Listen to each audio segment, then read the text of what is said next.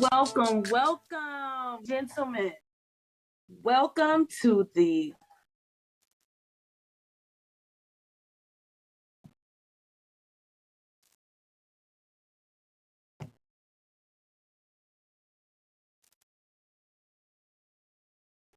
welcome, ladies and gentlemen, to the Global Fathers United Summit. We are so happy that you are here with us for this amazing event.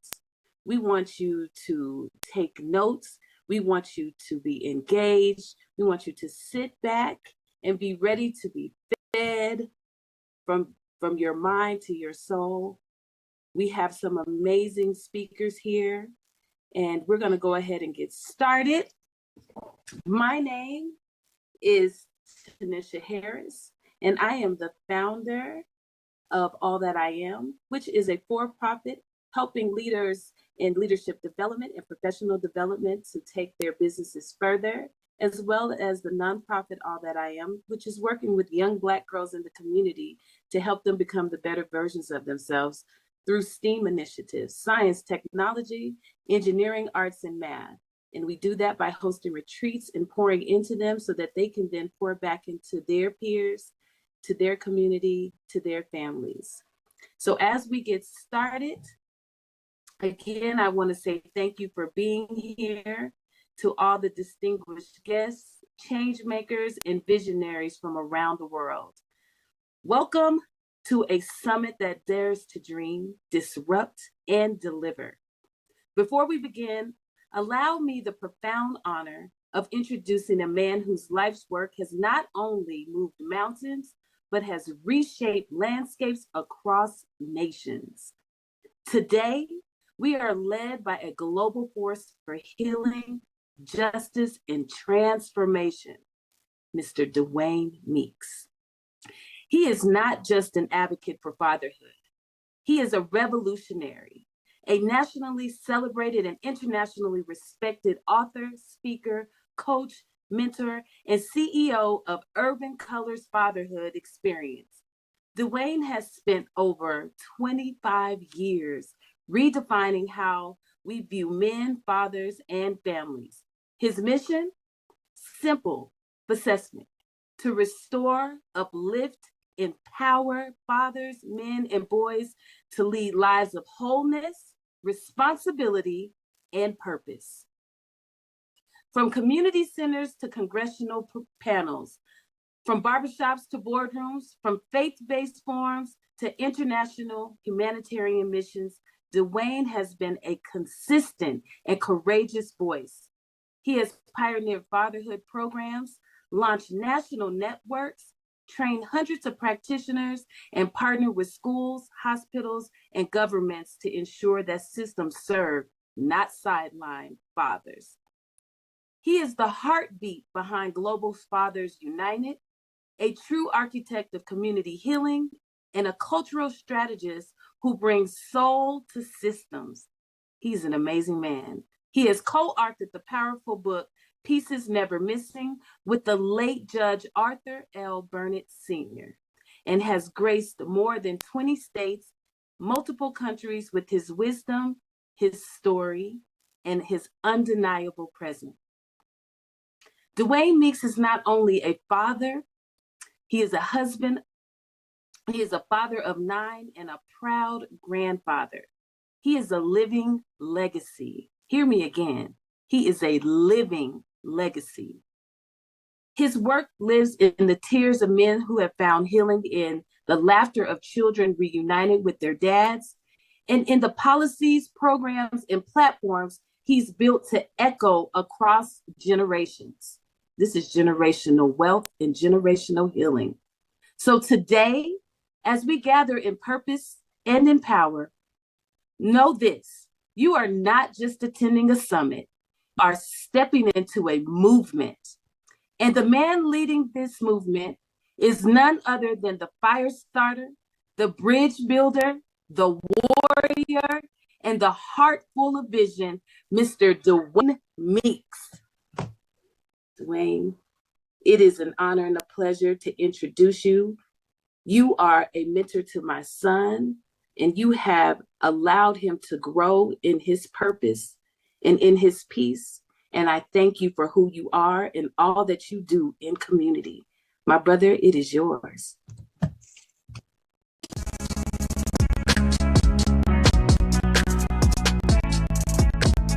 morning. Good morning. Thank you, my sister Tanisha. I'm truly humbled by that introduction. I was waiting for someone else to I'm like, who? Oh, okay, that's me. But I'm truly humbled. Let me just first say I give God the glory in the work and this journey and this purpose that I found in my mess growing up. And so, welcome everybody for being here at the first annual Global Fathers United Virtual Summit. This is truly an honor and an experience, and we just want to uh,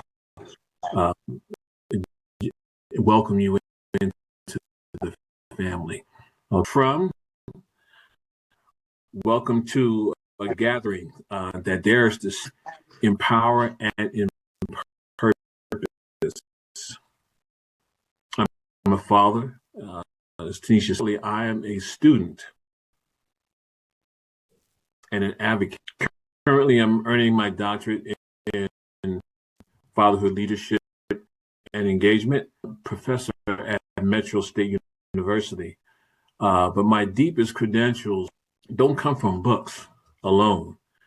They come from courtrooms and shelters, from recovery centers and housing projects, from rooms where lives hang in balance, and from places where the cameras weren't rolling and no one clapped at the end.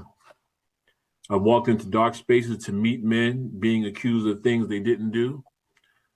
I've sat with mothers and children watching their families crushed, not by fate, but by failed policy. I've mentored young men thrown away by a system that judged their skin and background before they even ever heard their story. And I'm here to say this with my full chest. We are here to challenge and create new narratives, because I don't speak theory, I speak truth from both research and reality, from lived experience, from policy tables, from back rooms, from front lines. I've drafted legislation, I've advised systems, I've fought for access for families, but I've also sat in silence next to men with no one left to fight for them. This work, it's not performance, it's responsibility. You know what I've seen? I've seen neighborhoods drowning in misinformation, communities buried under underfunded programs and broken promises, fathers criminalized, not supported. I've seen boys silenced and not nurtured. I've seen power used without purpose, just noise. And when the real work begins, that noise disappears.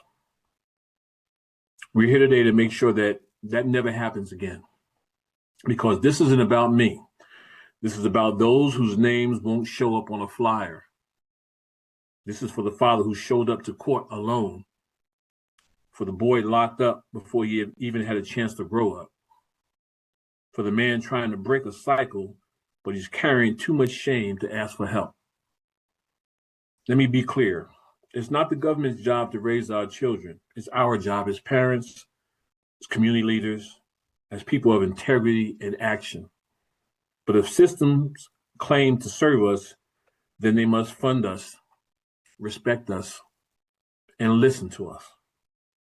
They must make space for the voices that have been left out of the conversation for far too long. That's why I'm here. To challenge, to disrupt, to build, and to stand, not just for fathers, but for truth. Because as the great Denzel Washington once said, we don't cage lions because they're weak. We cage them because they scare people who forgot the wild still has rules. We're not here to play nice in broken systems, and we're here to rebuild them with clarity, compassion, and courage. And let me tell you this, Truth doesn't shout, truth stands. So today we stand, we build, we commit. We commit to getting real programs funded, not for photo ops, not for likes, not for clicks. We commit to training practitioners who don't just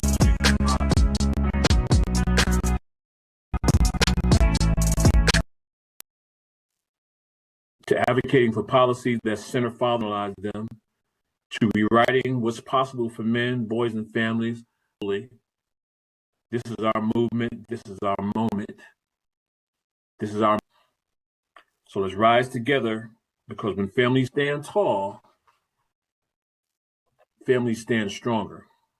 And let the wild remember, fathers are still here. But before we go any further, I'd like to invite you all into a brief moment of grounding, cultural grounding, a welcoming ritual that connects us across distance between. So wherever you are, if you're able, I invite just for a moment, take a deep breath and release. Let's do that one more time. Inhale the hope, the healing, the purpose of this moment, and exhale anything that might distract us from being fully present today.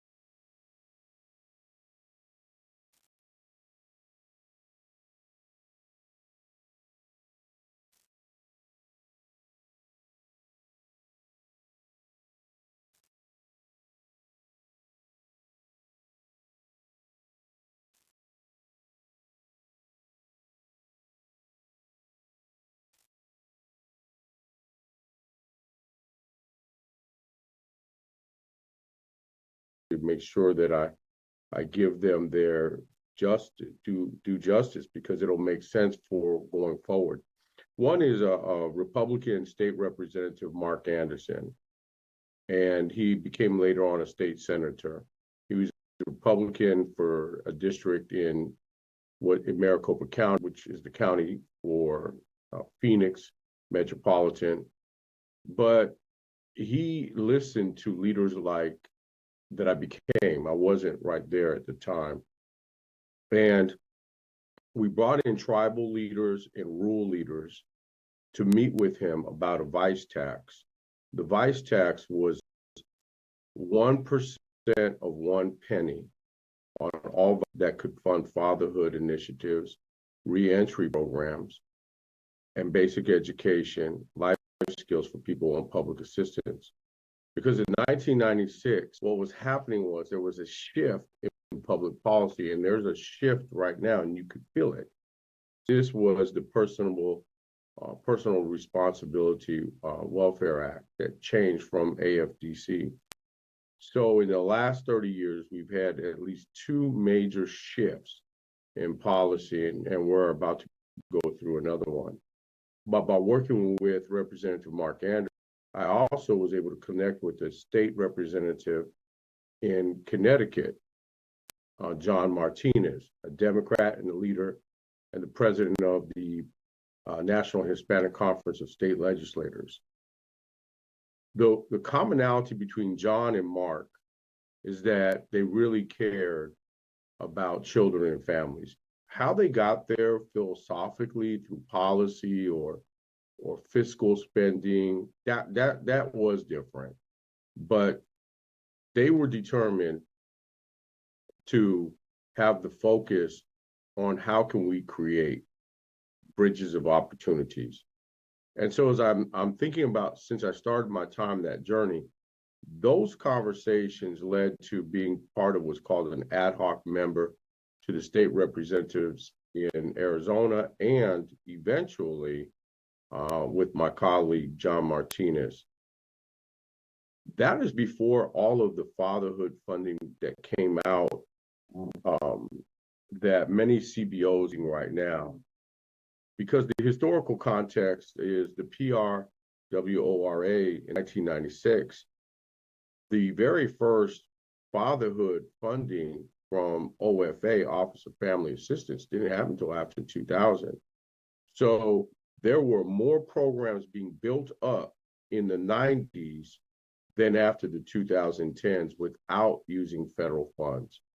So think about that. There were more creative programming, more coalition building, more opportunities.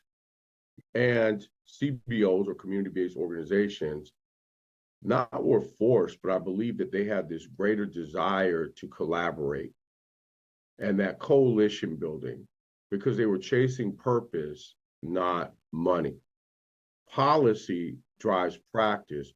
Research also helps solidify why you're doing what you're doing. And we built in avenues to include working with our universities.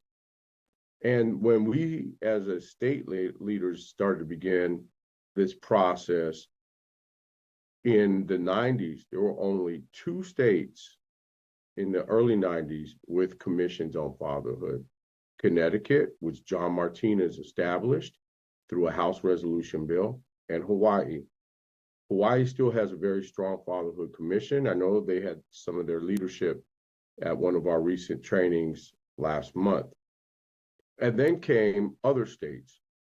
Ohio, which has a very dynamic, very dynamic policy and commission, different. And most recently, Pennsylvania. And Tennessee has started to launch initiatives as well. Now think about this. That's 1996. It's almost 30 years later, and you don't even have 10 states with a commission or statewide leadership.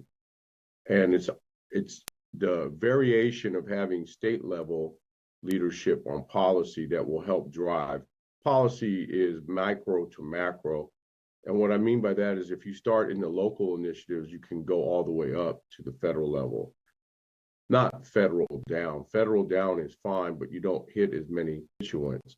So the federal funding plateaued around 2010, and the Healthy Marriage and Responsible Fatherhood grants, as limited as they are, really haven't, if you think about it, with all over 350 million individuals in the United States and 50 states and tribal nations and territories and commonwealths, every state doesn't have a federal funded program on fatherhood or strengthening family initiatives. And this became one of the barriers for what happened from the momentum from the early 90s and the early 2000s. So that's how power of policy and its limitations. Policy shapes systems so that parents can be in a better place and communities can be in a better place. So a blueprint for how our work goes forward, we have to have these deep conversations. Right now, for an example, and we're in couple 120, 130 days of a new administration. The current realities is federal support is frozen.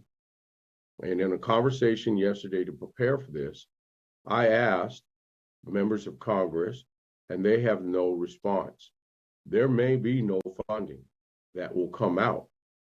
Now, maybe it will, but it didn't exist in 1996, and programs were thriving. And the programs that were thriving because they were connecting with local state leaders. Somewhere along the line, there's become a disconnect. So it's an opportunity for us to build new bridges. There's extraordinary pressure on organizations. And let's think this through. If these fatherhood programs and healthy relationship and marriage programs are frozen and were reauthorized in 2020 through that's cute through current appropriation cycles have been flat. Political engagement in the local community is going to be the most important thing that we all can do today. We must acknowledge that we may be doing more with less.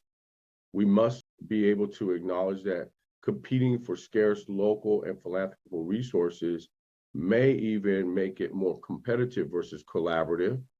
Navigating a cultural with political environments where fatherhood programming is sometimes misunderstood and undervalued. Most people don't see the strength in investing in fatherhood programming unless it's for workforce. Now, workforce, they'll do that, workforce readiness. And let's face it, for criminal justice, and there's no true infrastructure. So you have the city of New York that started a fatherhood advisory council, which they've asked me to be part of. I don't know that many cities that have that. So that's where it could start, from a city place. That's why today's conversation must center on capacity building policy and advocacy and community investment, not so much on funding. You can't wait for Office of Family Assistance or Washington, D.C. You have to lead from the ground up. And it was successful in the past. And so looking at what's successful and creating a new blueprint and going forward, because if you know that there's no increased funding and support on fatherhood programs since 2020, you understand that there's a political gridlock, then it's time for people to start thinking outside the box. And outside the box may mean that we look at how our federal funding is. For an example, I don't know what happened. The federal forge funding is going to have ceilings and floor awards that are less than in the past. Perhaps now is the time that we look at different ways of working together so that we can write a new chapter.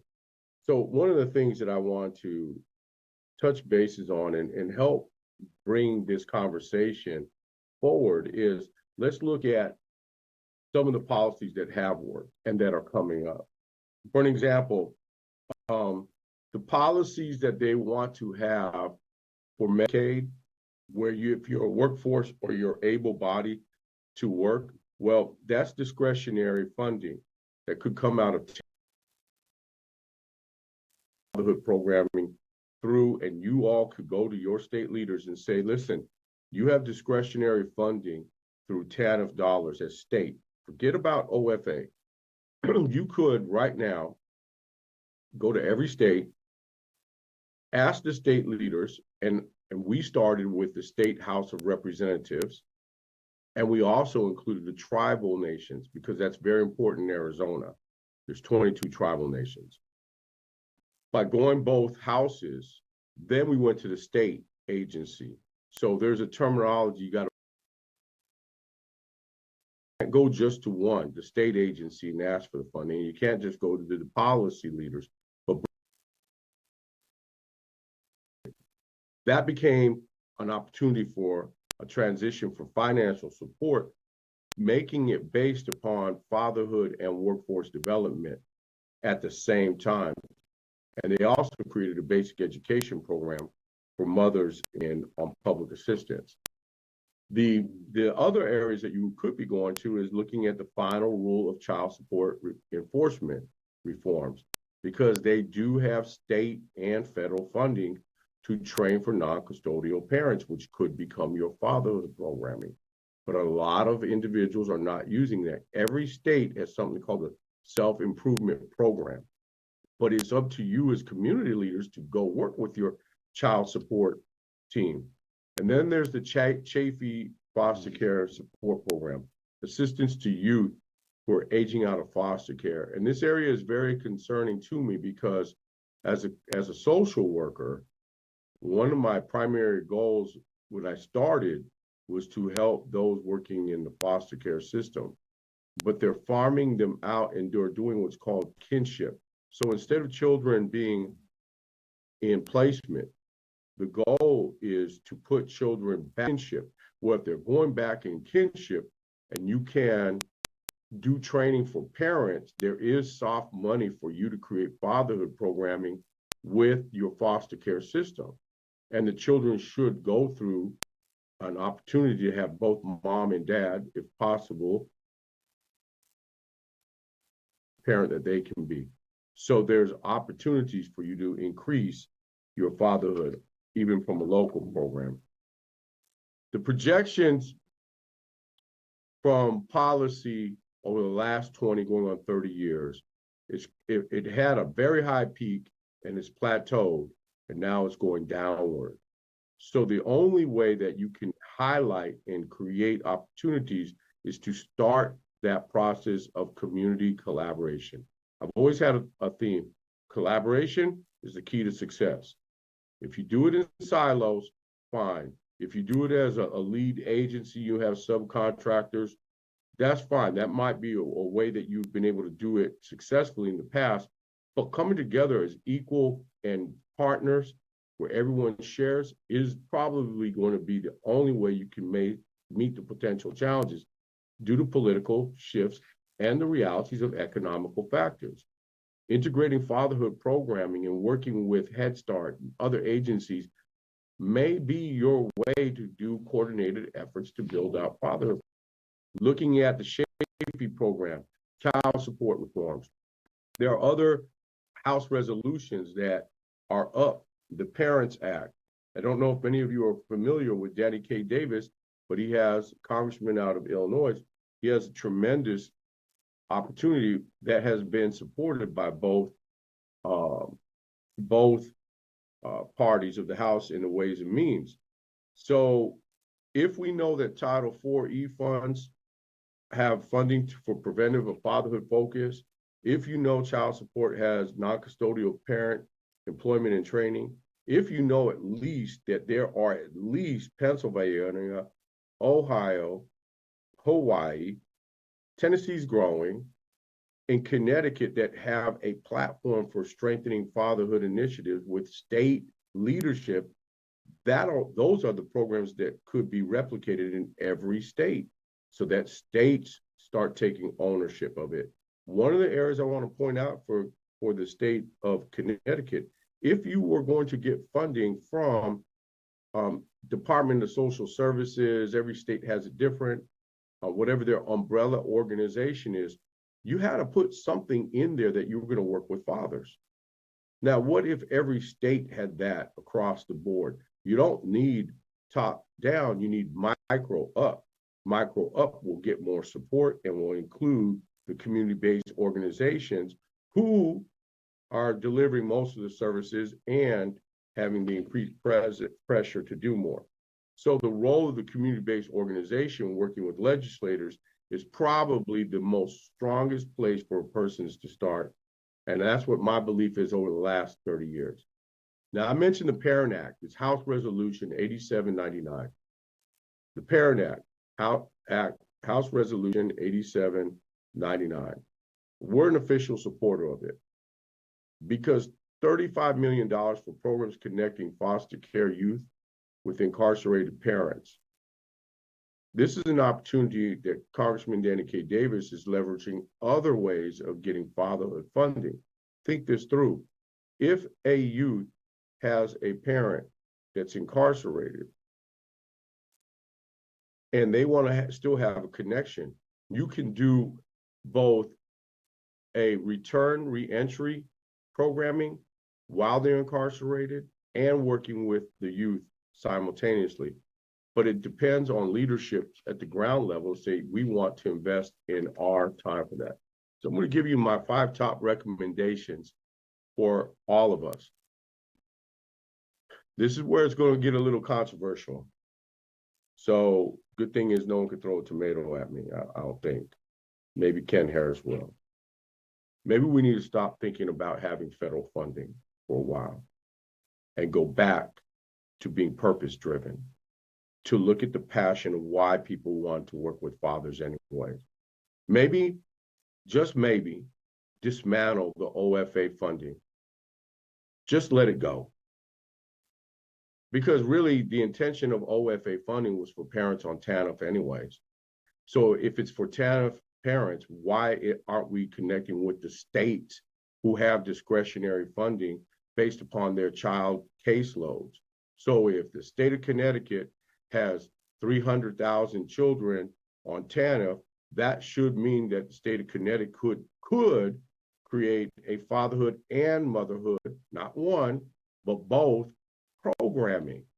And they could do it around what's called life skills, which is a soft workforce readiness approved approach in programming. You see where I'm going? You tie it back to workforce readiness because they're going to want to do that anyways. If the federal government is saying that, well, if you want to be on Medicare, but you're an able-bodied individual, you're going to have to go work. Maybe, just maybe, we say, fine, let's start local.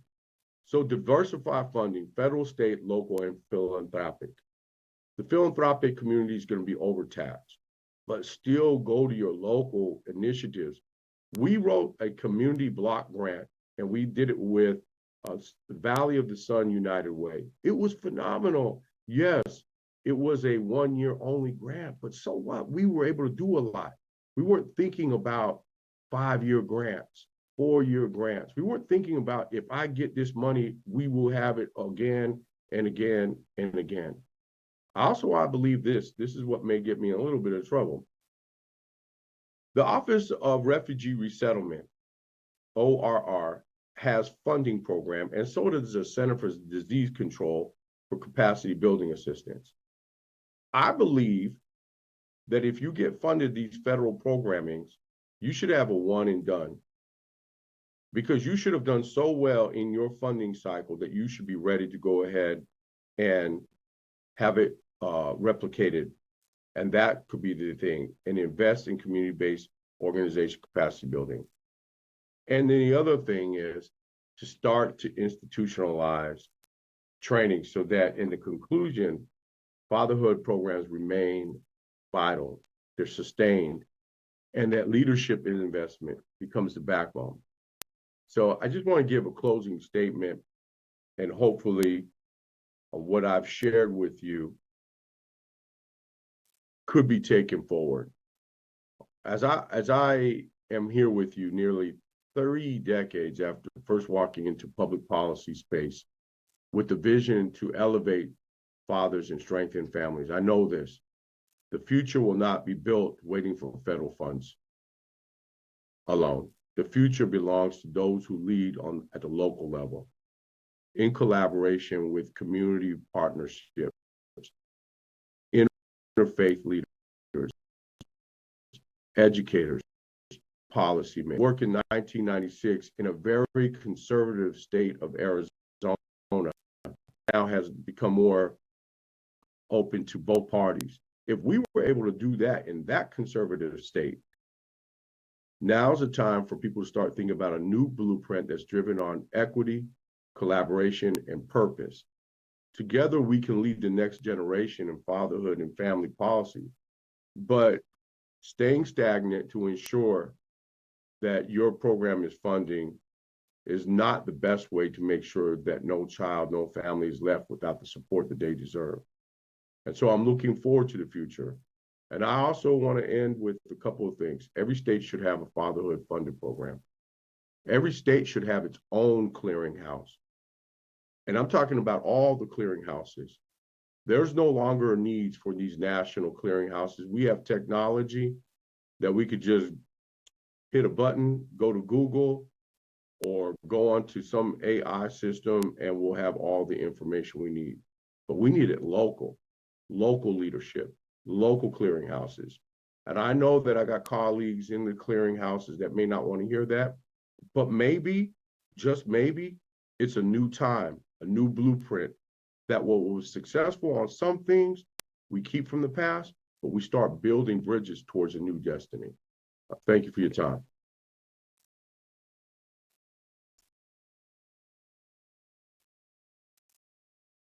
Thank you, James. That was, man, that was a lot. That was a lot to process. And, I hope everyone was taking notes, and just letting that sink in, having a new perspective and understanding that we need to do things differently than we've done them in the past. And we need to think outside the box. So thank you, James. That was great information. And as always, man, appreciate your time and your efforts out here on the battlefield. You definitely inspire me, and hopefully you inspire everyone else who are part of this summit. So again, we appreciate you, folks in the chat. If you enjoyed that and got something from that, please show some reactions, some emojis in the chat there. A clap, some fire, a light bulb, a heart, a fist, a globe, because this is only the beginning, and you've heard it from someone who's been doing this for a very long time. So we need to take heed, and it's not often we get to hear from someone like Dr. Rodriguez, my friend, my brother. So again, James, thank you. Enjoy the rest of your day, sir, and we'll talk soon. God bless. All righty. Next on the agenda, we are waiting for Mr. Chris Brown to join us, and we are actually ahead of schedule. So I'm going to ask Miss Ashley Bowen, and Professor Majama are behind the scenes right now, doing all the tech support, all logistical things, monitoring our chat, making sure all of our attendees and presenters are comfortable and have everything that they need, and we're answering questions.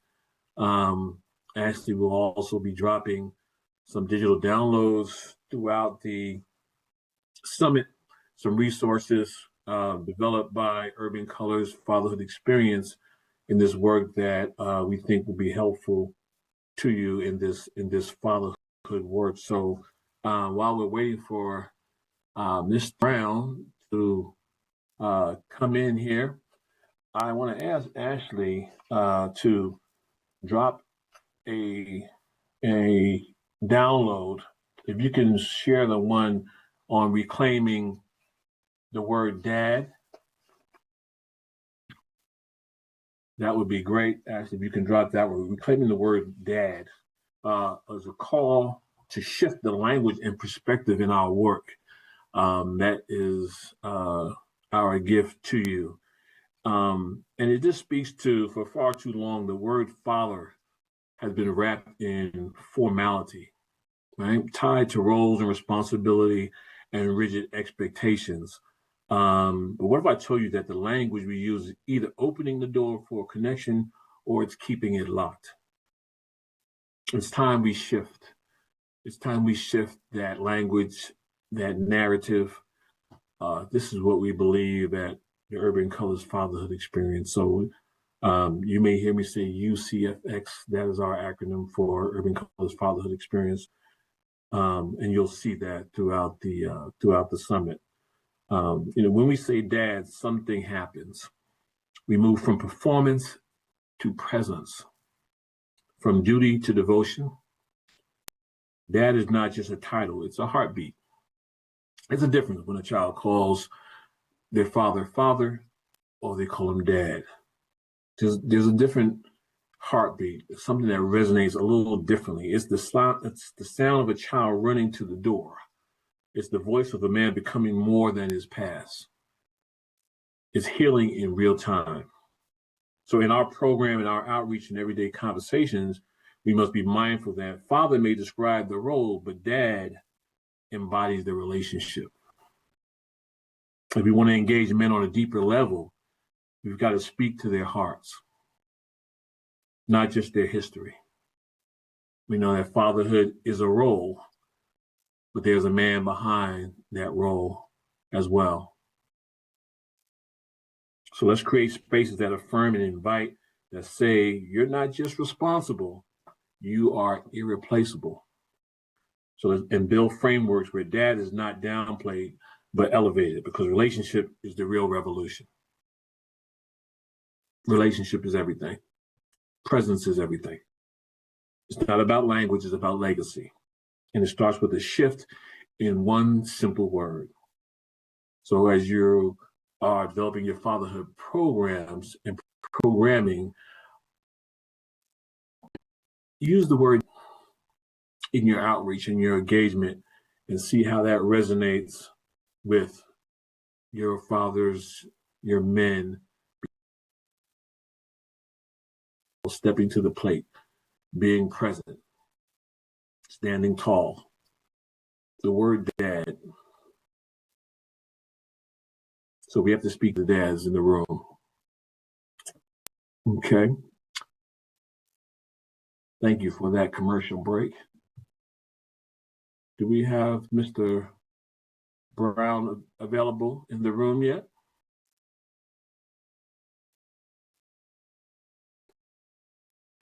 Okay. Well, we may have to move around. I'm sure there's something that came up with Mr. Brown. So what I would like to do is to go to our next presenter, Mrs. Tia Meeks, and we're going to move her around. We're going to have her present and see if Chris Brown from the National Fatherhood Initiative will come on here shortly.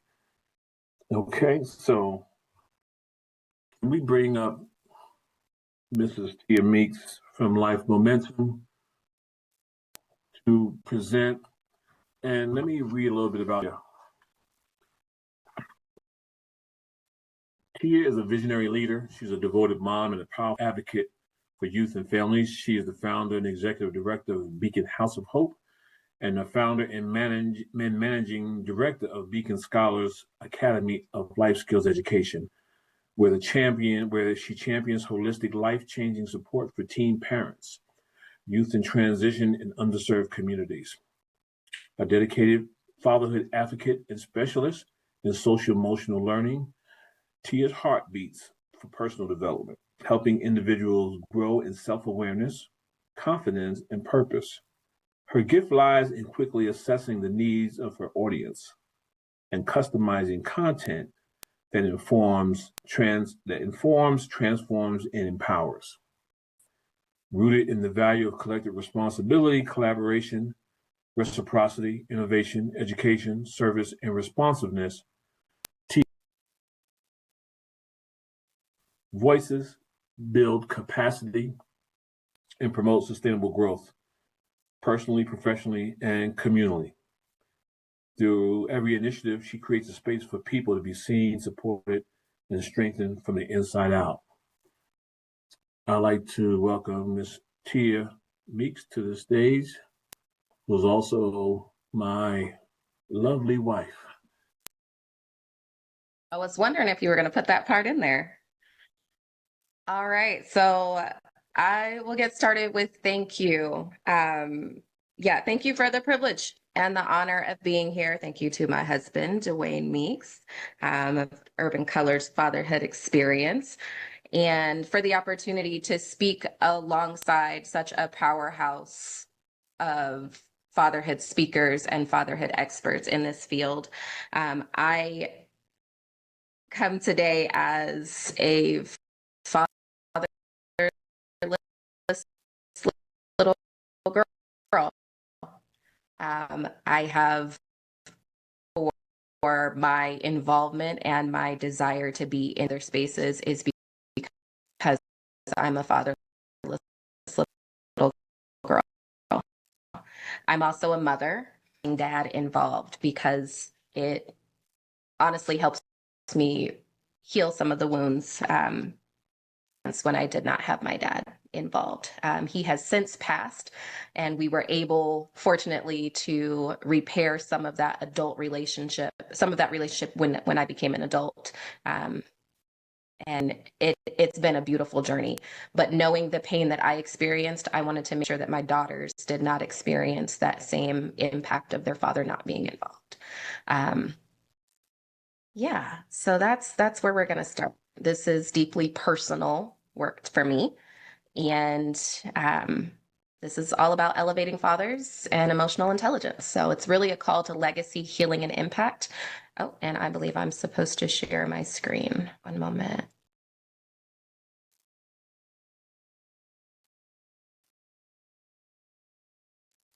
All right. There we go. So hopefully everybody can see that okay. So as I mentioned, it's personal for me. So today, as we gather for this summit to celebrate and pour into fathers, I really want to expand the conversation really to the transformative power of what fatherhood can be when it's nurtured, honored, and emotionally equipped. So on that note, we're going to begin with a simple truth, actually two simple truths. Fathers matter, and they shape emotional legacies. So that's what we're talking about today. I am not the biggest data head, but I know it's necessary to focus on data. It does quantify it focuses on the quantifiable part of the story, but not necessarily the in-depth emotional parts of the story. So we're going to touch on it today, but I want to move us into a different space. So fathers matter. They shape emotional legacies. Those are our two simple truths. And according to the U.S. Department of Education, children with actively involved fathers are 43% more likely to earn A's or higher grades in school. They're 33% less likely to repeat a grade. They're also twice as likely to attend college. Research also shows that children with engaged fathers are 80% less likely to spend time incarcerated and significantly more likely to exhibit empathy, resilience, and stronger peer relationships. So what's often overlooked is in the data conversation is the how. And that's what we're focusing on today. So How do their actions, how do fathers transmit emotional intelligence? Well, before we can really start talking about that, we have to actually define what emotional intelligence is. So emotional intelligence here, I just have a simple definition. It's the ability to recognize, understand, and manage our emotions and the emotions of others. So what often gets overlooked is that how. So how do fathers transmit emotional intelligence? How do their actions or absence set the tone for a child's understanding of love, self-worth, and emotional regulation? And really the simple answer to that is emotional modeling. So emotional modeling, really when you think about emotional intelligence, I want it, because we cannot see everybody on the screen, everybody, if we can just pause and think about, do you consider yourself to be an emotionally intelligent adult? If you actually, you know what, I would love to see how you respond to that in the chat. If you can give me a thumbs up if you consider yourself to be an emotionally intelligent adult. Okay. All right, we have a couple yeses. I'm concerned if there's only 2 yeses. So if you consider yourself to be an emotionally intelligent adult, thumbs up in the chat, or you can do a simple yes.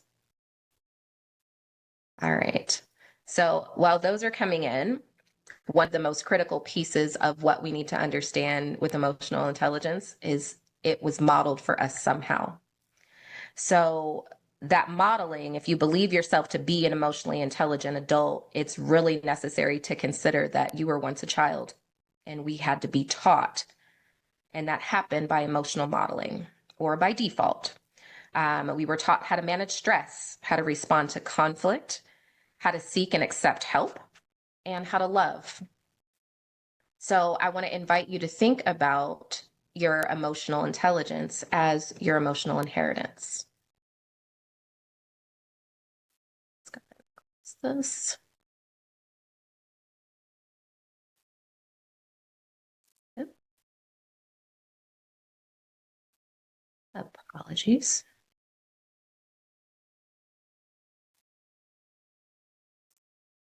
Oh, slight technical issue. Apologies, y'all.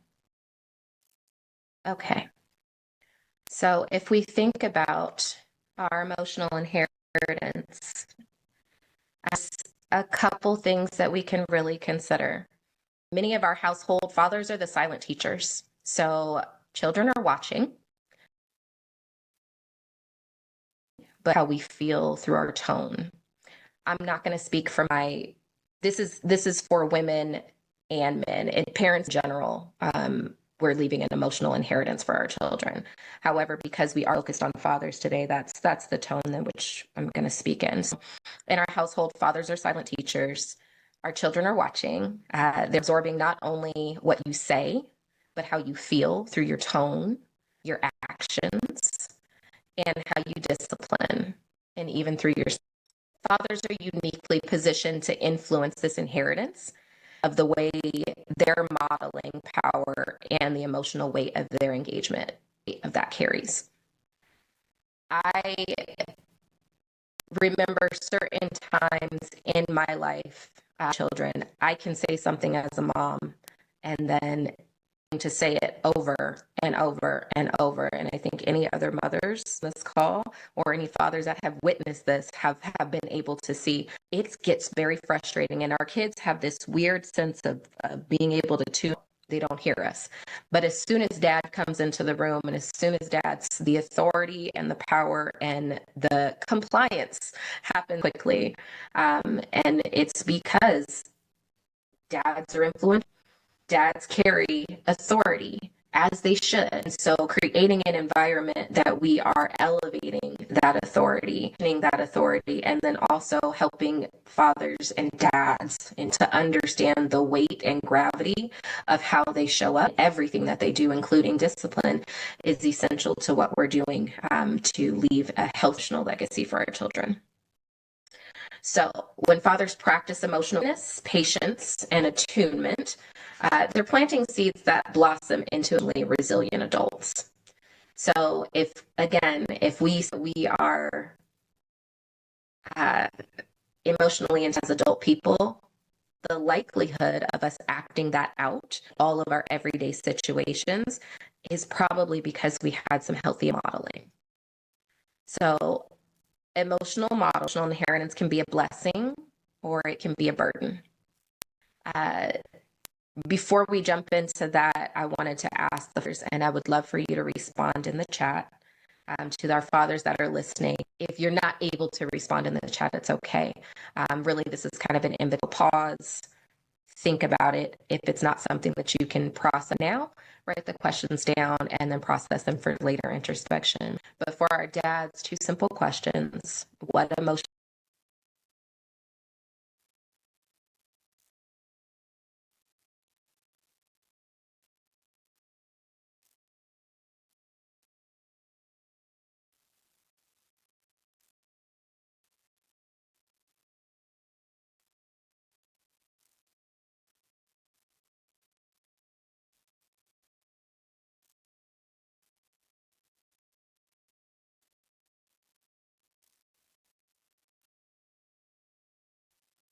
Someone for a position we're getting ready to hire for.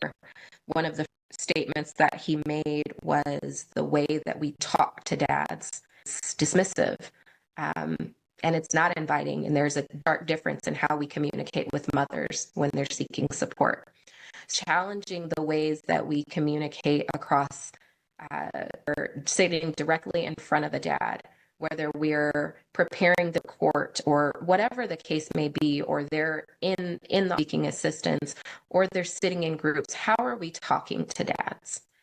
Are we dismissive? Are we telling them what they should do, what they can't do, what they do?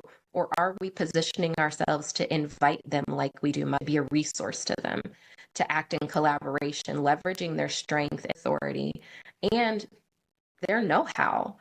And our fathers have to be positioned in a space where they are the authority. And they are naturally designed to lead.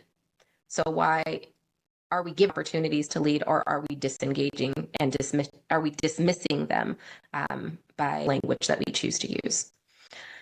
The last question for our professional serving fathers is, do your programs assume that fathers are absent or welcome them as present and powerful? Are we making the assumption, or are we asking the question?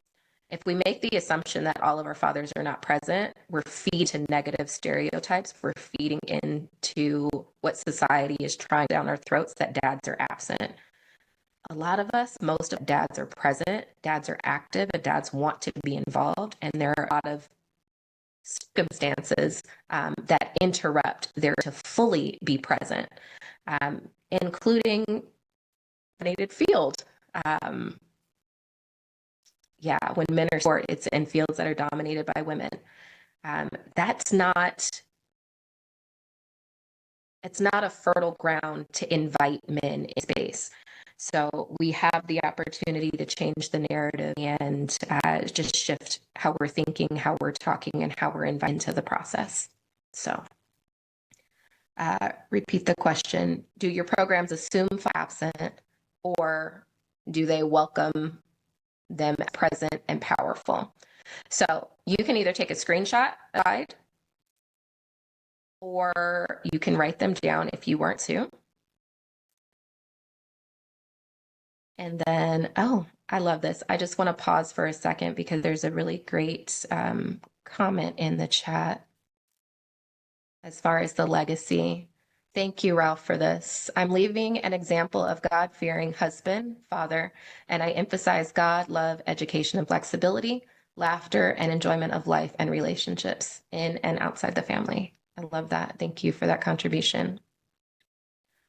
Okay, let's go ahead and move on. So,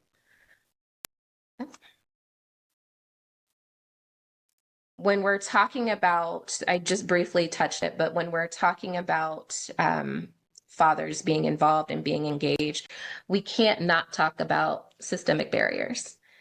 We have to acknowledge the systemic barriers. And speaking specifically about Black and Brown fathers, the structural racism, the limited parental leave, assumptions and biases in family courts and educational systems that often default to mothers for engagement and communication. According to a CDC report, nearly 90% of Black fathers who live with their children report daily caregiving activities. Yet, if we continue to dismiss our dads and assume that they're not present, not active, not engaged, and not taking on a lot of these primary parenting roles, we continue to perpetuate the myth that they are detached and not available and not active in raising and rearing their children. So all of this to say, we're not just fighting for involvement, we're fighting for recognition, representation, and rightful positioning. All right. So emotional intelligence and fatherhood. Really, these are 5 key reasons to focus on emotional intelligence in your fatherhood programs, in your fatherhood work, in fatherhood advocacy, all of the things. We understand that now we have to leave an inheritance for our children. That inheritance not only is for them, but it is also for us. We're still able, when we show up healthy in a meaningful way, an engaged way, and we're modeling for our children, we equip them to show up as healthy parents and continue that generational cycle instead of leaving them a negative history and things that they have to unlearn and dismantle. So it enhances bonding for both of us. So emotional intelligence fosters deeper bonding, more trusting connections with our children, helping our fathers understand and respond to their needs effectively and appropriately. We model conflict, positive conflict resolution. So fathers with high emotional intelligence are better at managing conflicts constructively, reducing stress in the home environment and in just their everyday environment. So if you're modeling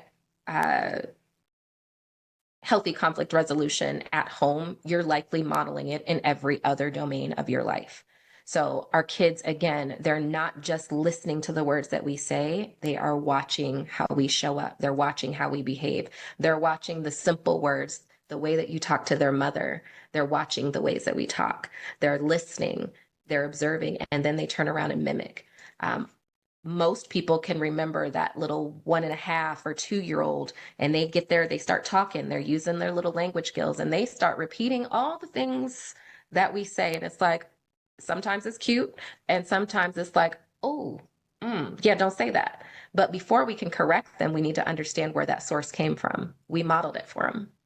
So whether we're thinking that they're paying attention to it or not, they are always watching. They're always observing. They are always absorbing.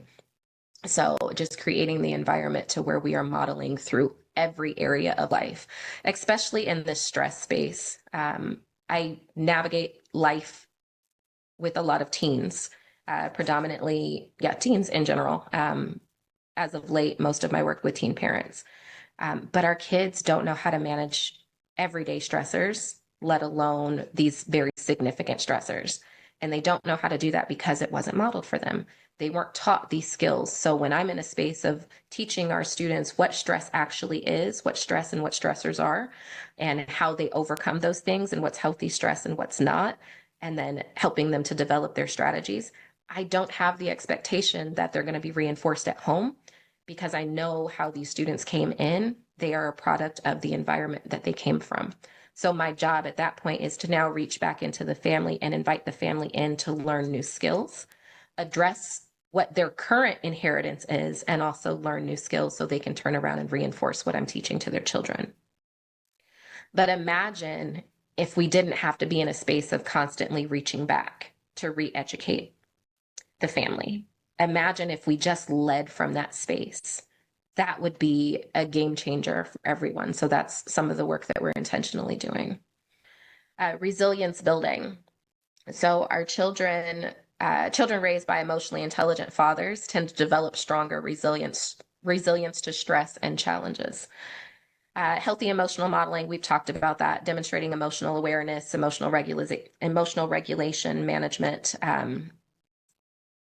with fathers, it's teaching our children the essential skills for emotional health and just everyday living. And then lastly, number 5 is just a legacy of emotional health. So practicing emotional intelligence regularly leaves an enduring legacy, an emotional legacy that encourages empathy, respect, and mental health and wellness in future generations. It equips our kids to break these generational cycles of pain and hurt, and allows them to just move through life in a healthy and meaningful way. All right. So this is the time for my shameless plug. All of this and my personal story is my reason why. Beacon House of Hope, Dwayne mentioned Life Momentum by Design, but Beacon House of Hope is my heart child. It's a nonprofit for teen parents, just navigating life that need an additional village of support around them. So Beacon stirs up all of the things that I think all of us have needed. One is parents, of people serving parents. Just in general, we need community. We were created for community. So it creates an opportunity for us to do just that and rally around teen parents. So there is a lot of programming and a lot of support and a lot of resources that are offered to teen mothers. And there's very little for teen fathers. So again, in this advocacy space, I am a huge champion for dads, especially our younger dads, because again, where are we starting? So one, life was created. These parents chose to bring this life into the world, and they need to be rallied around. But dads don't just become dads overnight, knowing everything to do. I do believe that it is inherent. I do believe that they do know it's in them to be nurturing. It's in them to be caring. I have to equip them with the tools that they need to be successfully engaged. So for that reason, Beacon House of Hope we've developed some very specific programming for dads to become equipped, to transform, to be able to lead, and to be able to improve their capacity to lead, love, and emotionally nurture their children and their families. So in collaboration with Urban Colors Fatherhood Experience for the execution piece, we did a number of programs that are specifically for dads. So the Care Parenting Framework, all of our programs are custom. So the Care Parenting Framework really is about strategies for emotional regulation and healthy communication, and that reflective parenting piece. So we center all of our activities on the child, but it's really about equipping dad to connect, become more aware, reflect, and empower his children to move into those next phases of life. This framework is really for children of all ages. So for our dads coming in, we offer it to our older dads as well, but for our dads coming in to be able to connect with their child at every developmental stage, including these joyful teenage years and those transitions into adulthood. Legacy Builders is all about creating positive childhood experiences. We focus on, I think there's always been a focus on adverse childhood experiences, or ACEs. So focusing on the negative instead of focusing on the solution building.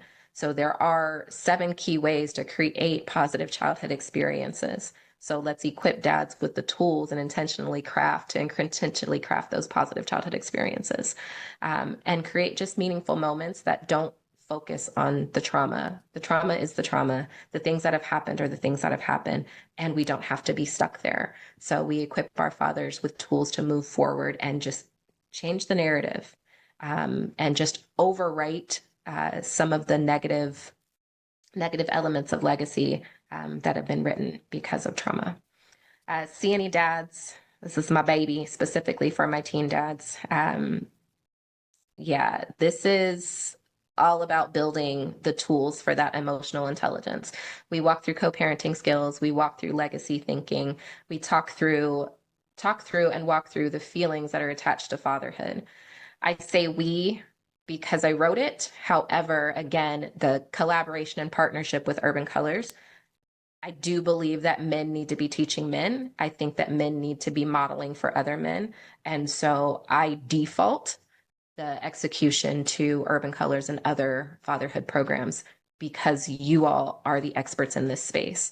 And I do think more women in this space need to be able to do that so we can elevate the leadership of men and fathers in this space. So the last program that we have, there are a few as co-parenting redefined.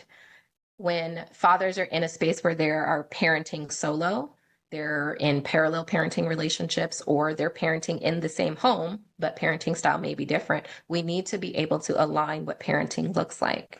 So we walk through 5 5 areas of redefining what means in co-parenting relationships. We do this in collaboration with the mothers. So everybody has the same information, but the whole goal is to set this child. We do talk about the emotional toll. We talk about some of the volatile behavior, volatile language, some of the things, again, that we are both leaving as the legacy of our children. So in that space, this particular workshop is very intentional. It is very heavy. It is very layered, but it is also absolutely necessary. And I'm going to end with that. Actually, I'll end. It's emotional leadership. Emotional intelligence isn't just about regulation. It's about reclamation. It's about reclaiming the power to love, guide, and model through every emotion we experience. So let's reframe fatherhood as not optional, but as foundational. Let's demand that systems see and support fathers. Let's challenge our assumptions and redesign our services. Let's raise a generation of children who inherit emotional fluency and not emotional fear. And let's build a legacy of fathers who are not just present, but powerful. That's what I have for you today. I sit in gratitude for you listening and participating, and I hope you enjoy the rest of the summit. This is my contact information if you'd like to reach out, and I will turn it over from there.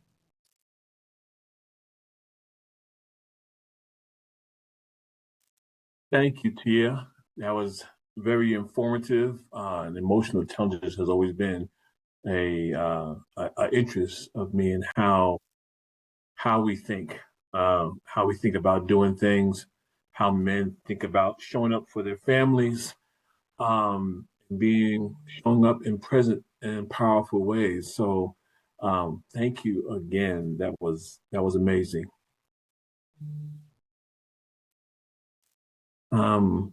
Let's get some reactions. Is there any reactions to Tia's presentation?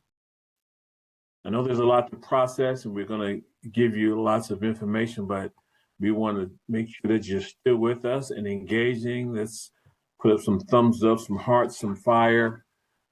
Let Tia know that she was heard loud and clear. All right. I just got word from Chris Brown from the National Fatherhood Initiative, and he had some technical issues with jumping on. And so he apologizes, and we're going to continue to move forward. And we have to have Chris come back at another time. So it's going to shift our summit a little bit. And as we're waiting for our next speaker, I don't see Kenneth in the room yet. I see Ken Harris. Hey, Ken.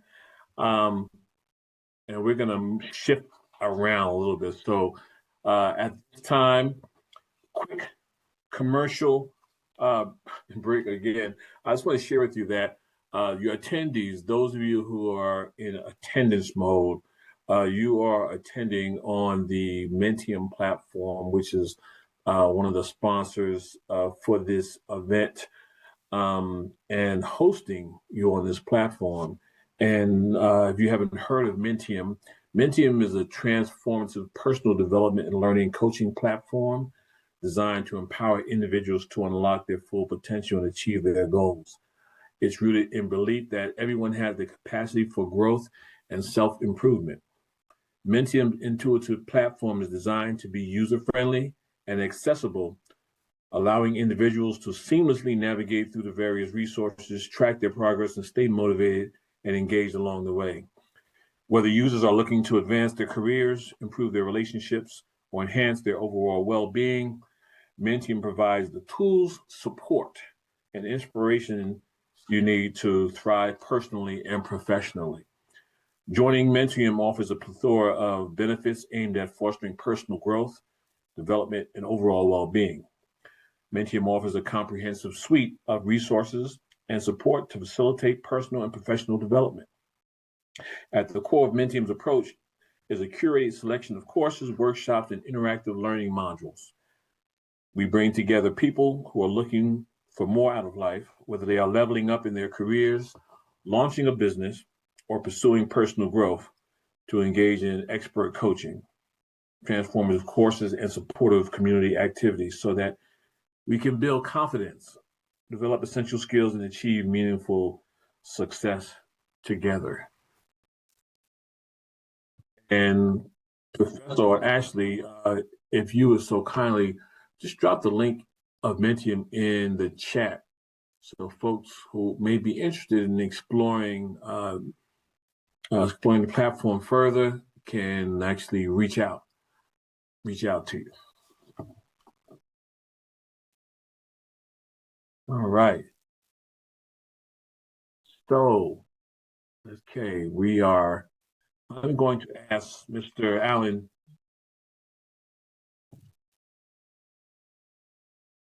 Harmon if he's prepared to come on to the platform and share what he's from the Center for African American Health, and I'm going to ask him to come on in just a second here.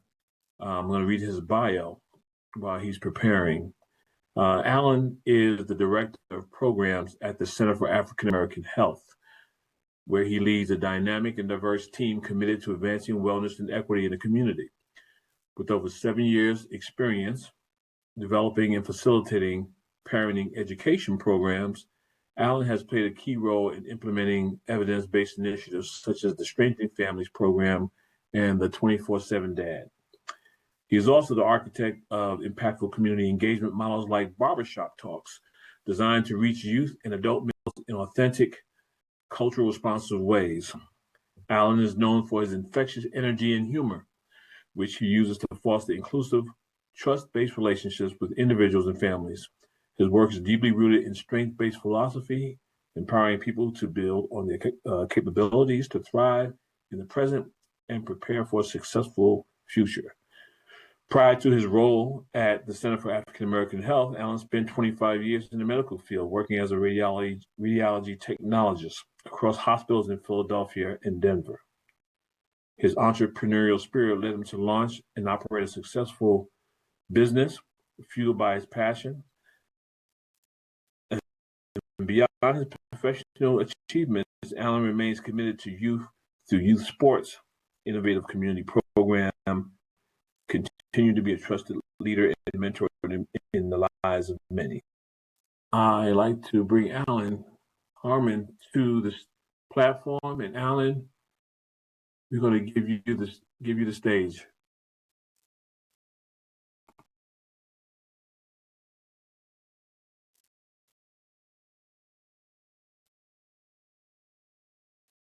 Okay, Alan, where are you?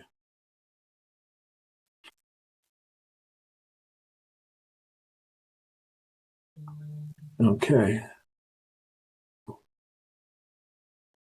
Okay, we're missing a camera on Alan. Okay, I apologize for the technical difficulties there.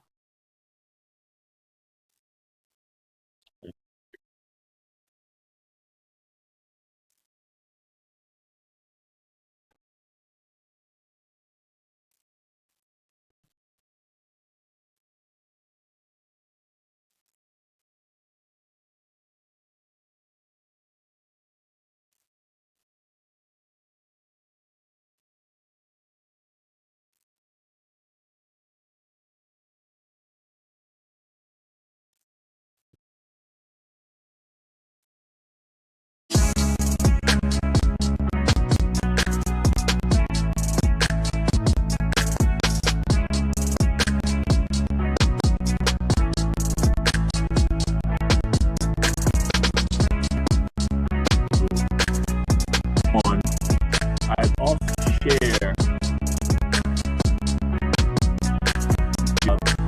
another digital download.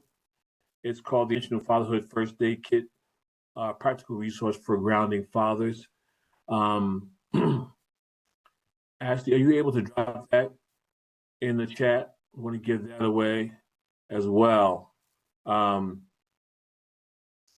This intentional fatherhood app first aid kit serves as a go-to resource for maintaining presence, purpose, and peace in your parenting journey. So whether you're facing a moment of frustration or simply seeking to deepen your connection with your children, these practical tools can help you ground yourself in what matters most. So this is another tool for you to use in your work with fathers and men. And yeah, we'd like to get your feedback on those tools as well if you are using them, and how you're using them. So I see Alan, you are up, sir. Are you ready?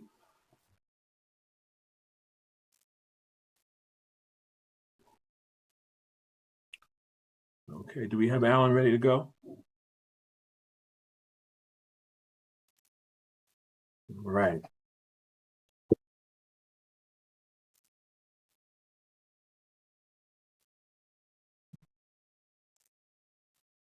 Hope everyone is doing well. Thank you, Dwayne, for inviting me into this summit, this global summit. I'm really looking forward to seeing the rest of what's happening and other presenters, and learn what's happening across the world when it comes to supporting fathers and supporting men. Sorry, I'm a little rushed. I want to talk to you today about barbershop talks, and actually we actually have one happening right now. And so there are some powerful conversations happening right at the moment, supporting one of our brothers in need at this time. And so, when I was asked to talk about barbershop talks and what it means, and how we use it to support Black fathers and Black men's, it's been a really great 4-year journey. For those who are unaware what barbershop talks are, barbershop talks is something that's been in the Black community.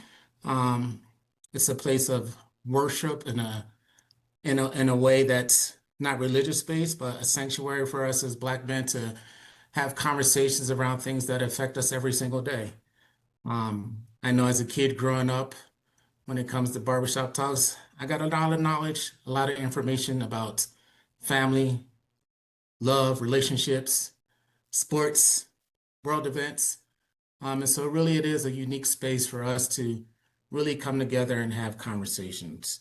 And so for us, we use barbershop talks as a healing conversations for Black men, for fathers, and also for our community. We look at it as a way to provide that space for fathers to come together, for men to come together and openly share conversations and things that they don't usually have places to do that kind of work. As young men, and I'm sure this is across the world, we're told to be strong, to not show emotion, because if we show emotion, it's a sign of weakness. The model of just put some dirt on it, brush it off, you'll be okay. And what we've learned from that is that we're not okay. As we grow and as we get older, those unresolved issues, those ability to have conversations about things, those bottled up emotions usually erupt in a negative way. And so with our barbershop talks and what we're doing with our barbershop talks, it's not therapy in a clinical sense, but it's therapy in a way where we're unpacking a lot of trauma, a lot of grief, a lot of emotion, a lot of worry, a lot of fear. But then also sharing exciting times, happiness, joy, providing the space for love, support, and just other positive and meaningful steps in helping men deal with some emotional issues.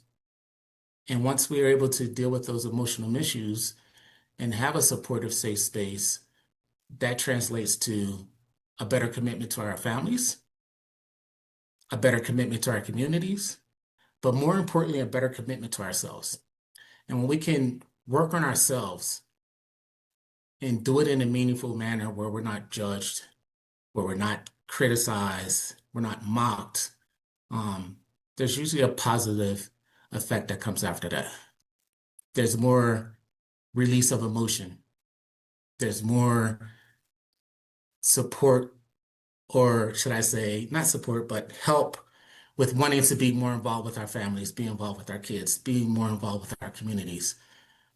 We all know, and I hope I didn't miss this earlier, it wasn't said earlier, this the old airplane model, put your own air mask on first in the case of emergency before you help others.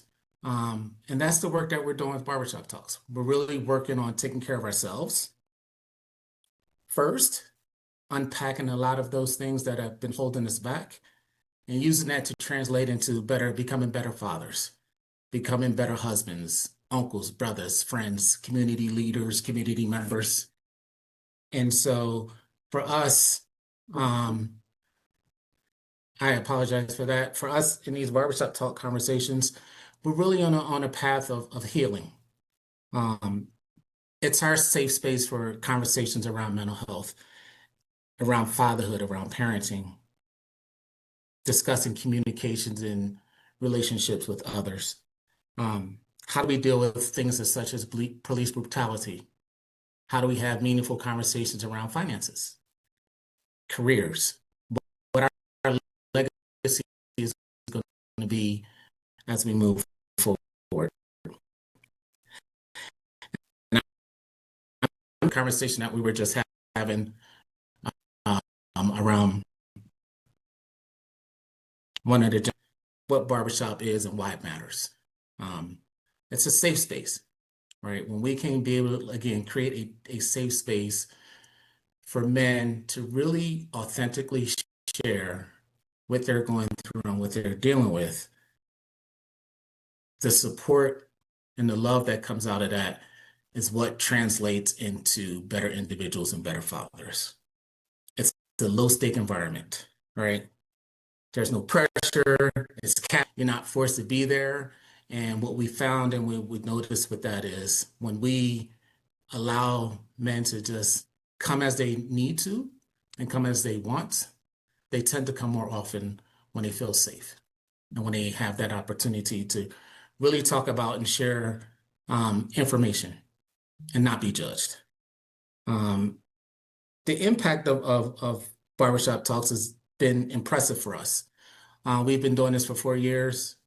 And not only is it improving the mental health of the men in the group, but it's also working towards their physical health as well. And then also their spiritual health. But the physical health, as men, we don't do the things necessary to take care of ourselves physically. And sometimes that's related to we're not taking care of ourselves mentally.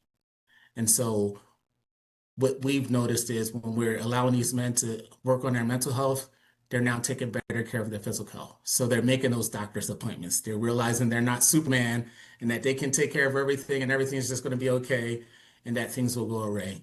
So we have increased men going to see their doctors, getting their physical health taken care of, making appointments that they haven't made in years, getting their teeth checked, blood pressure checked, prostate exams and things of that nature. And so historically, as men, we tend to shy away from taking care of our physical health, but with our barbershop talks, it really is helping overall with our general well-being. What we also are doing with our barbershop talks is interrupting or changing the narrative of what it means to be a Black man in America,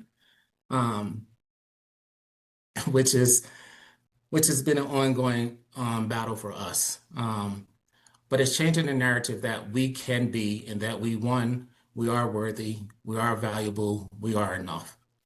And that when we have an understanding or a better understanding of who we are as individuals and get past some emotional baggage and some other baggage, and we take pride in ourselves and who we are as individuals, there's a release that is just unmeasurable, which turns into us becoming better men. And so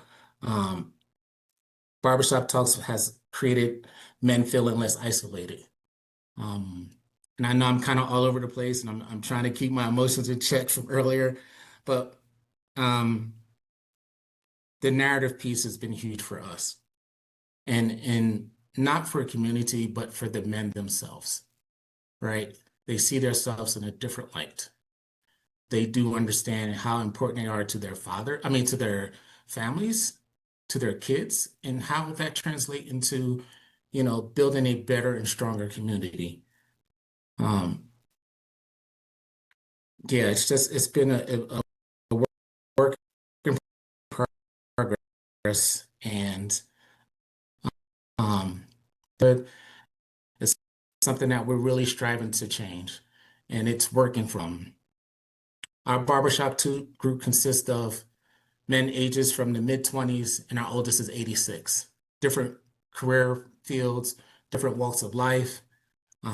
We have some former NFL players in our group, and it's amazing when you see, a 6'4", over 300-pound gentleman who portrays or you look at him and you think he's the strongest person in the world, and he breaks down in tears when we're having these conversations.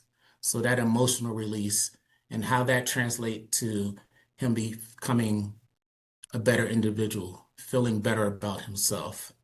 Um, yeah, it's been a joyful ride. And again, I apologize that I'm a little all over the place. But we were unpacking some stuff today with a gentleman who really needed this today and really needed the support.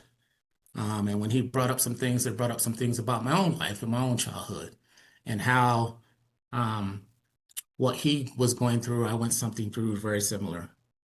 Um, yeah. But Barbershop Talks helps Black fathers share parenting experiences, heal from that absent fatherhood if they experience that or past trauma. But it also works on to like learn to communication strategies and how to co-parent. And then also breaking those generational patterns of silence and anger. There's a lot of trauma in our group, and we're working through that trauma and unpacking that trauma. And that translates to better communication and understanding how their actions affects their kids and how their own actions affect themselves.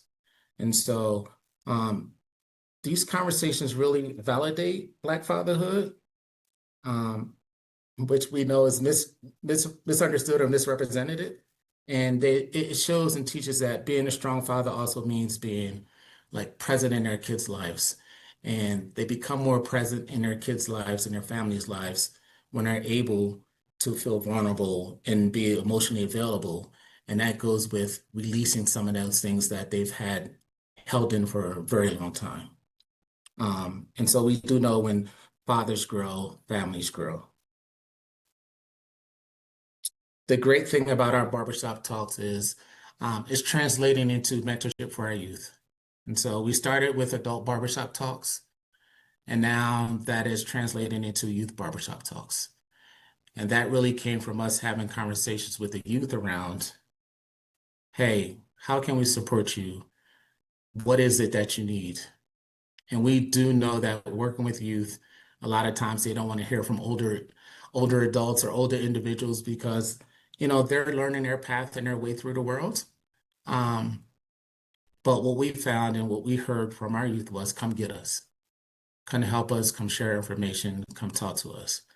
And so we're helping these young individuals now through our dark barbershop talks deal with some emotional trauma, learn how to manage their emotions, learn how to move differently, not succumb to peer pressure, but just grow into a way that they become more productive citizens of the world.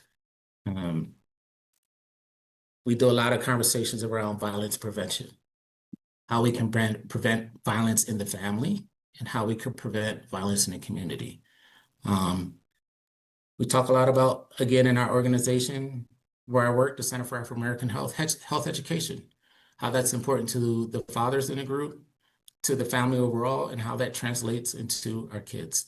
So taking care of our health, modeling for our children and our families and community the importance of taking care of our health. And then we also get into civic engagement. You know, having conversations about what's going on in the world, politics, which is an ugly subject right now, and but how we can really take care of our community and be more active in the lives of our fathers. Um, if I can, I like to share a true story, a real life story for me. Um, when I was 15 and I was in the barbershop talk, there was a conversation between a barber and another gentleman about relationships. And here I am, 15, thinking that, you know, I'm the best person in relationships, and um, what I was doing was right. And comes to find out, I was 100% off base and wrong in my thinking around relationships, around women. And what that was shared with me, and I'll never forget this, was that women aren't commodities. They aren't tools. They aren't things to be taken lightly or easily. And that I needed to change my mindset and my thought about women and relationships. And it took me a little while after having that conversation with them to really understand the importance of being a man, being in a relationship, how to be in a relationship, and the importance of not taking someone for granted. And at 15, I was doing that because, thought I knew everything, and that um, I was completely wrong. I was definitely completely wrong. And that experience alone was one of those driving things for me where I learned, like, barbershop talks, yeah, we laugh and joke, we have a lot of fun, but lot of life lessons were learned in those conversations, in those communications, on going on there those Saturdays or Fridays and getting my hair cut and listening to stories.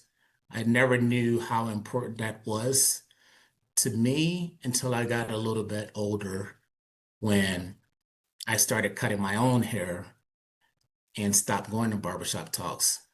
The life lessons that I was missing, the education that I was missing, the camaraderie and support from other men, and how that was a big missing piece of my life. And so bringing back barbershop talks to our organization and having this safe space for us to all have conversations and deal with things that are on our chest every single day, um, the pressures that we go through every single day. It's been a really life-changing thing, not just for me, but for the members of the group. Um, and, you know, to start a barbershop talks takes some work, takes some time. You got to build trust. When we first started, there was 3 people. It was myself, another co-facilitator, and one gentleman who came.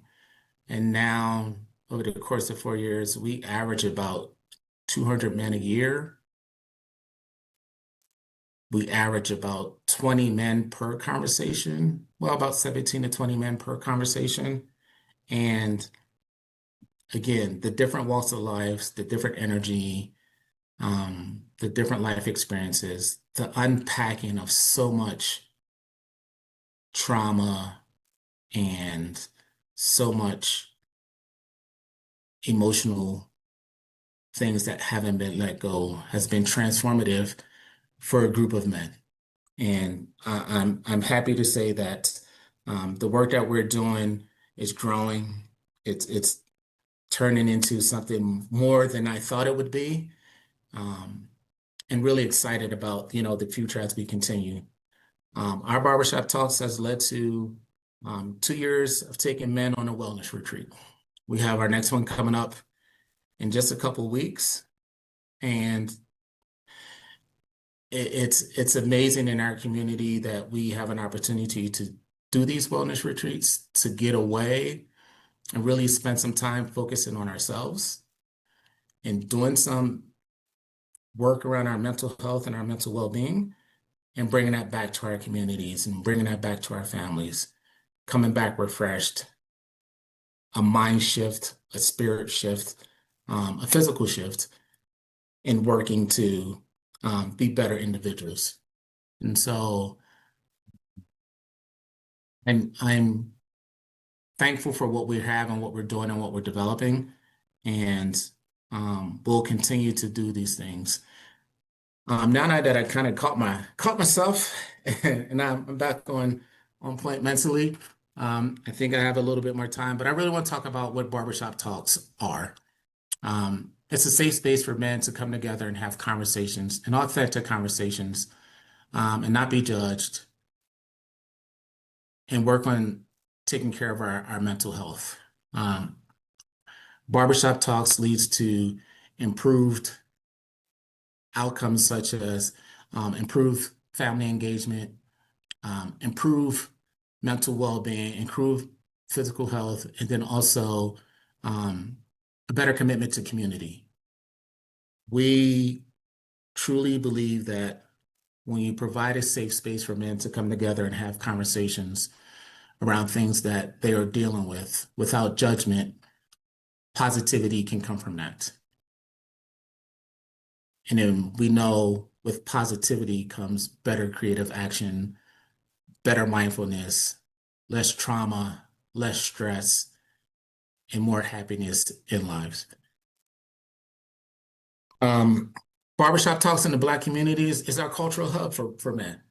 And we need to get back to some of our roots when it comes to how we communicate with each other and how we move forward with the rest of our lives.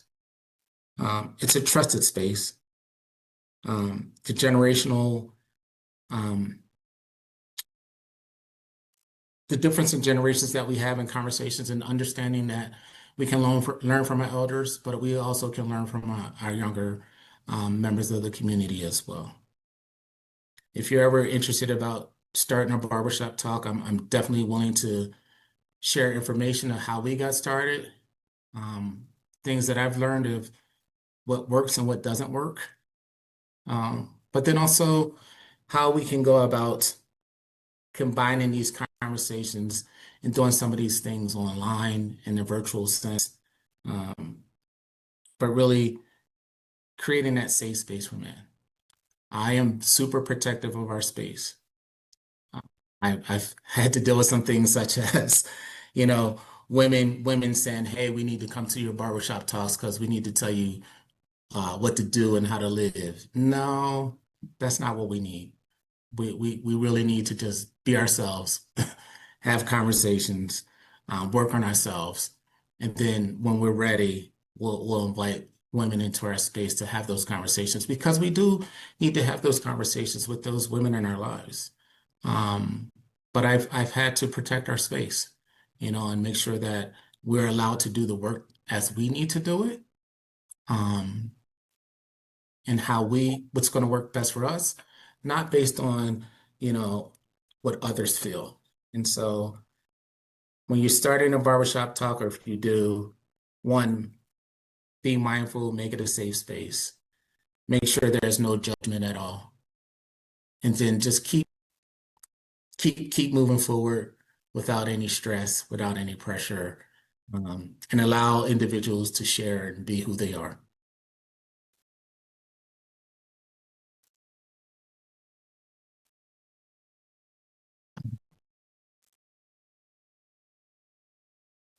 I I'm kind of, again, I'm a little emotional at the moment. And then I just want to say that um, this summit and Dwayne and I have had some conversations in the work that he's doing and what he's putting together and the work that everyone is doing across the world when it comes to supporting fathers is something that we need to do more of. A lot of times there aren't things for men, there aren't things for fathers. We kind of get left out of the picture. And in order to make families whole and make community whole, we have to make sure that we're paying attention to our fathers and giving them the support that they need. We like to say in our group, iron sharpens iron, that we are valuable, that we are worthy, and that we are enough. And we say that, and we're doing the work right now to make sure that we feel those things and that we're not just saying it. And by doing those things and saying those things, we can bring those back and become better fathers and raise our kids a little bit differently, not live in isolation and fear, and just really be committed fathers, committed husbands, committed uncles, family members, and community members. But yeah, I do apologize a little. I was better prepared for this until our barbershops just talk started today. But we do, and I do this work because it's important. And again, because we matter. Um, yeah.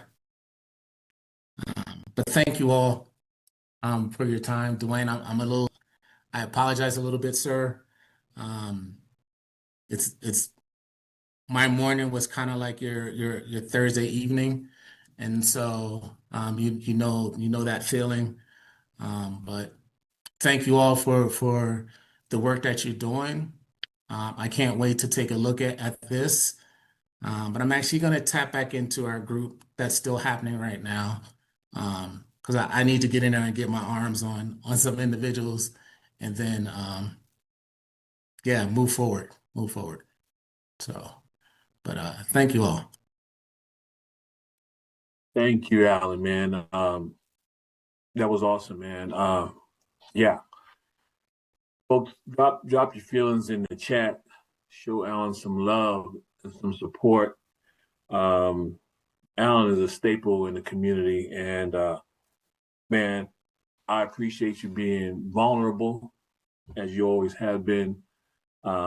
And no apologies, right? We don't apologize for showing up strong in powerful ways, supporting our community. Because if you don't do it, who's going to do it, right? We're calling men to step to the plate, healthy men in our community. So what's really important is that, and we talk about this a lot, self-care.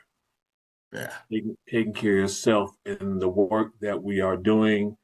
It is emotionally draining, spiritually draining, physically draining, and if we don't take care of ourselves, we can't take care of our community, our families, our men, our boys, our women, our children. The community that you serve is a tough community. I'm very well aware of that. We've worked together, and men need to heal. We're trying to heal so that we don't pass down generational trauma. So unpacking and having deep conversations instead of surface level conversation, for you creating that space, man, that's just powerful. So I commend you, man. I love you, brother. I love you like a brother. And always, you have definitely my support at the Center for African American Health. And as we go onward, right? So let's call more men to the space, and hopefully this resonates globally. We need to create more barbershop talk environments because we need it. Yes, sir. Thank you. And Dwayne, you know, daily I'm asking you if you ate, if you take care of yourself. And today is one of those days I definitely got to do some self-care of my own. So, but thank you all. I'm tap out and get back to my group. Um, Dwayne, Thank I'll you. talk to you later. Everyone, enjoy the rest of the summit and have a great rest of your day. Thank you. All right. Love you, brother. Love you too. All right. All right, folks. Thank you. That's a lot to unpack, a lot to discuss. That's why this movement is so important. We need these spaces. We need these spaces, and we need to create them in all communities. So reach out to Alan, reach out to me if you don't have his contact information, if you didn't leave it in the chat, and I will get that to you because he has a blueprint for creating these type of spaces it's powerful. It's powerful. So next, it is my honor to bring a gentleman onto the platform who I like to call my brother, my new brother. We have been following Kenneth for years, and we finally got a chance to connect at one of his summits last year, and um, it's just been amazing to connect with this man. Um, we need somebody to put their mute on. There's some background noise. Can we mute? Can we mute folks?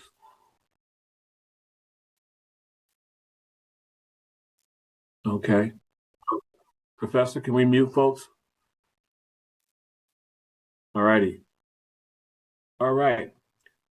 Ladies and gentlemen, Kenneth Broswell is a prominent figure in the field of fatherhood advocacy, known for his leadership and dedication to strengthening families and communities.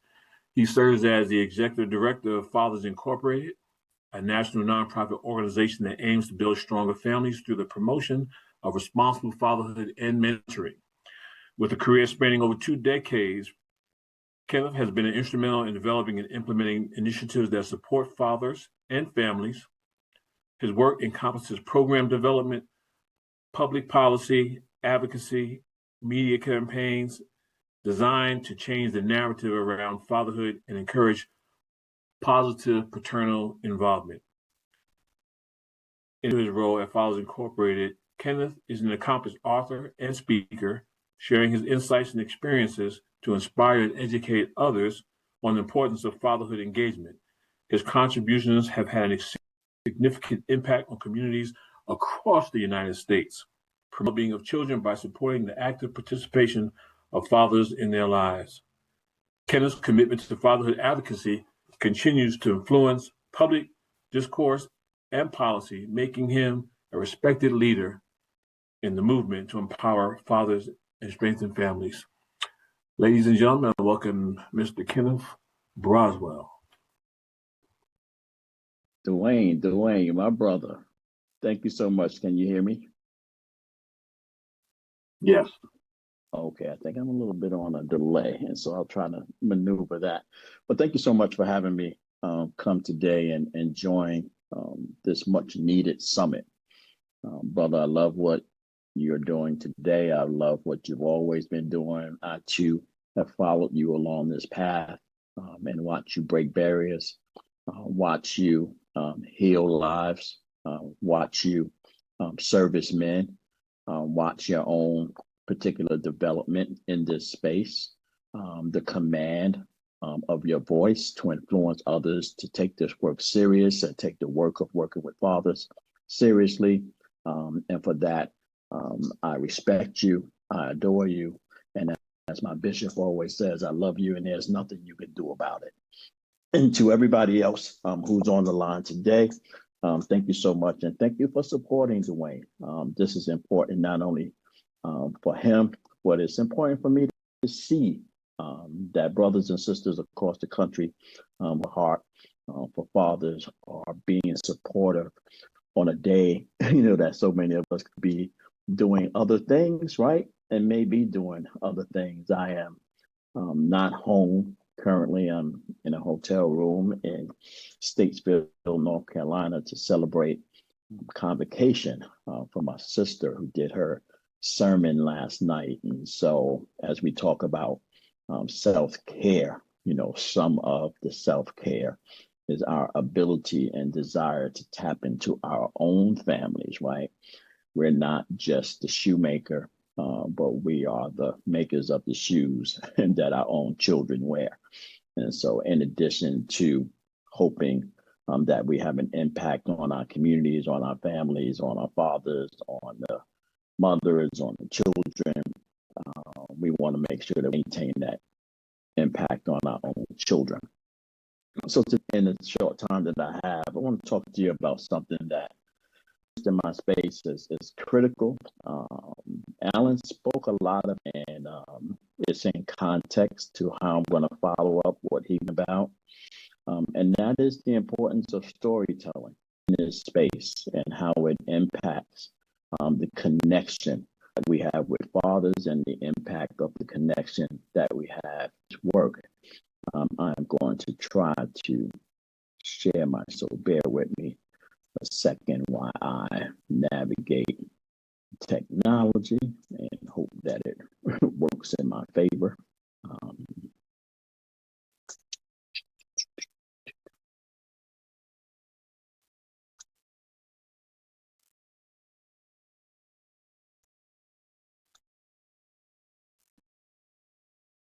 Can you all see my screen?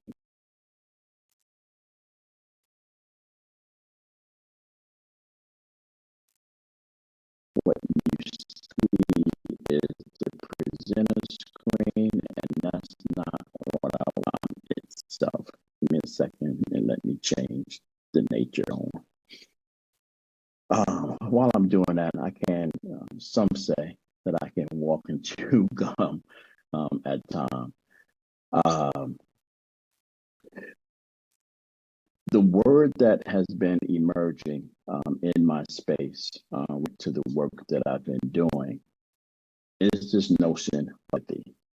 And how do we add empathy in the work that we're doing so that is forefront in everything that we do, in everything that we say, and every intention that we have. And so empathy for me is different from sympathy. Sympathy is when you have a desire to show connection with someone, and sympathy is good. Empathy is when you have that desire, but you have that desire from the standpoint of putting yourself in that person's shoes, and you're feeling their pain, and you are experiencing that pain, and you can articulate the pain that that person has for a couple of different reasons. One may be you have experienced them yourself.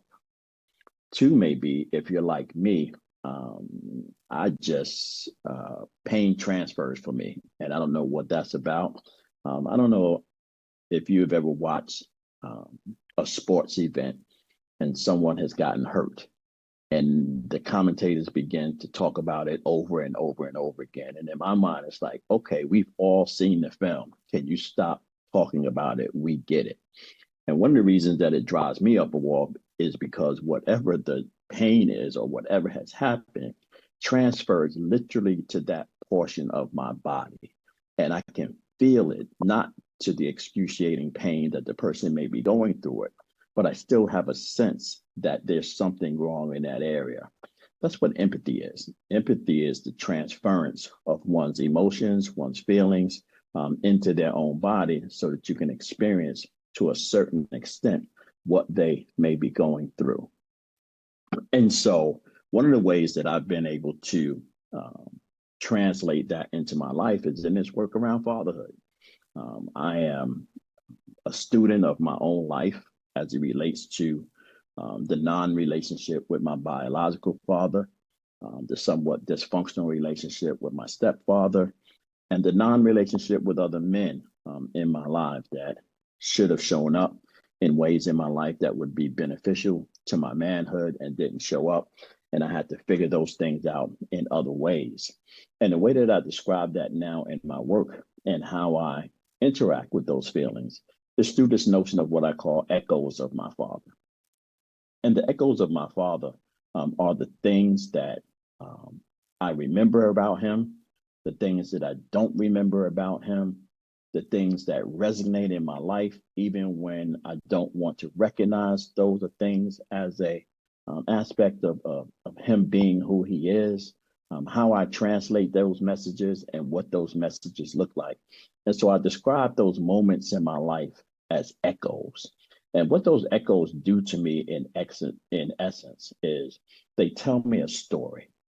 And what I know about storytelling is that all storytelling doesn't have to happen through verbal announcement. Stories begin to happen the moment you begin to live. The transference of those stories happen as we become older and we begin to articulate what those stories are. The challenge for us throughout life is to determine within those stories that others tell us, within those stories that we tell ourselves, how much of it is true and how much of it is not true. And then how we take those truths and non-truths and formulate a story in our own minds about a situation. I have always heard that there are three truths in anything. There are three truths in anything. There is the truth of how that person sees it. There's the truth of how you see it. And then there is the truth. And we are always struggling with trying to figure out what is the real truth amongst those three truths. Why does that matter in this conversation? Denzel Washington in Equalizer 2 has a line that says there are two pains in the world, the pain that hurts and the pain that alters. And most of what Alan was describing in that barbershop, and many of us have seen, experienced, been a part of ourselves, is the transference of how pain is translating in our lives. And when we don't pay attention to pain and we allow pain to do what pain does, we have to be mindful of when hurt people, right? Or when hurt people recognize that they're hurting people and they transform their behavior into not translating their pain onto someone else.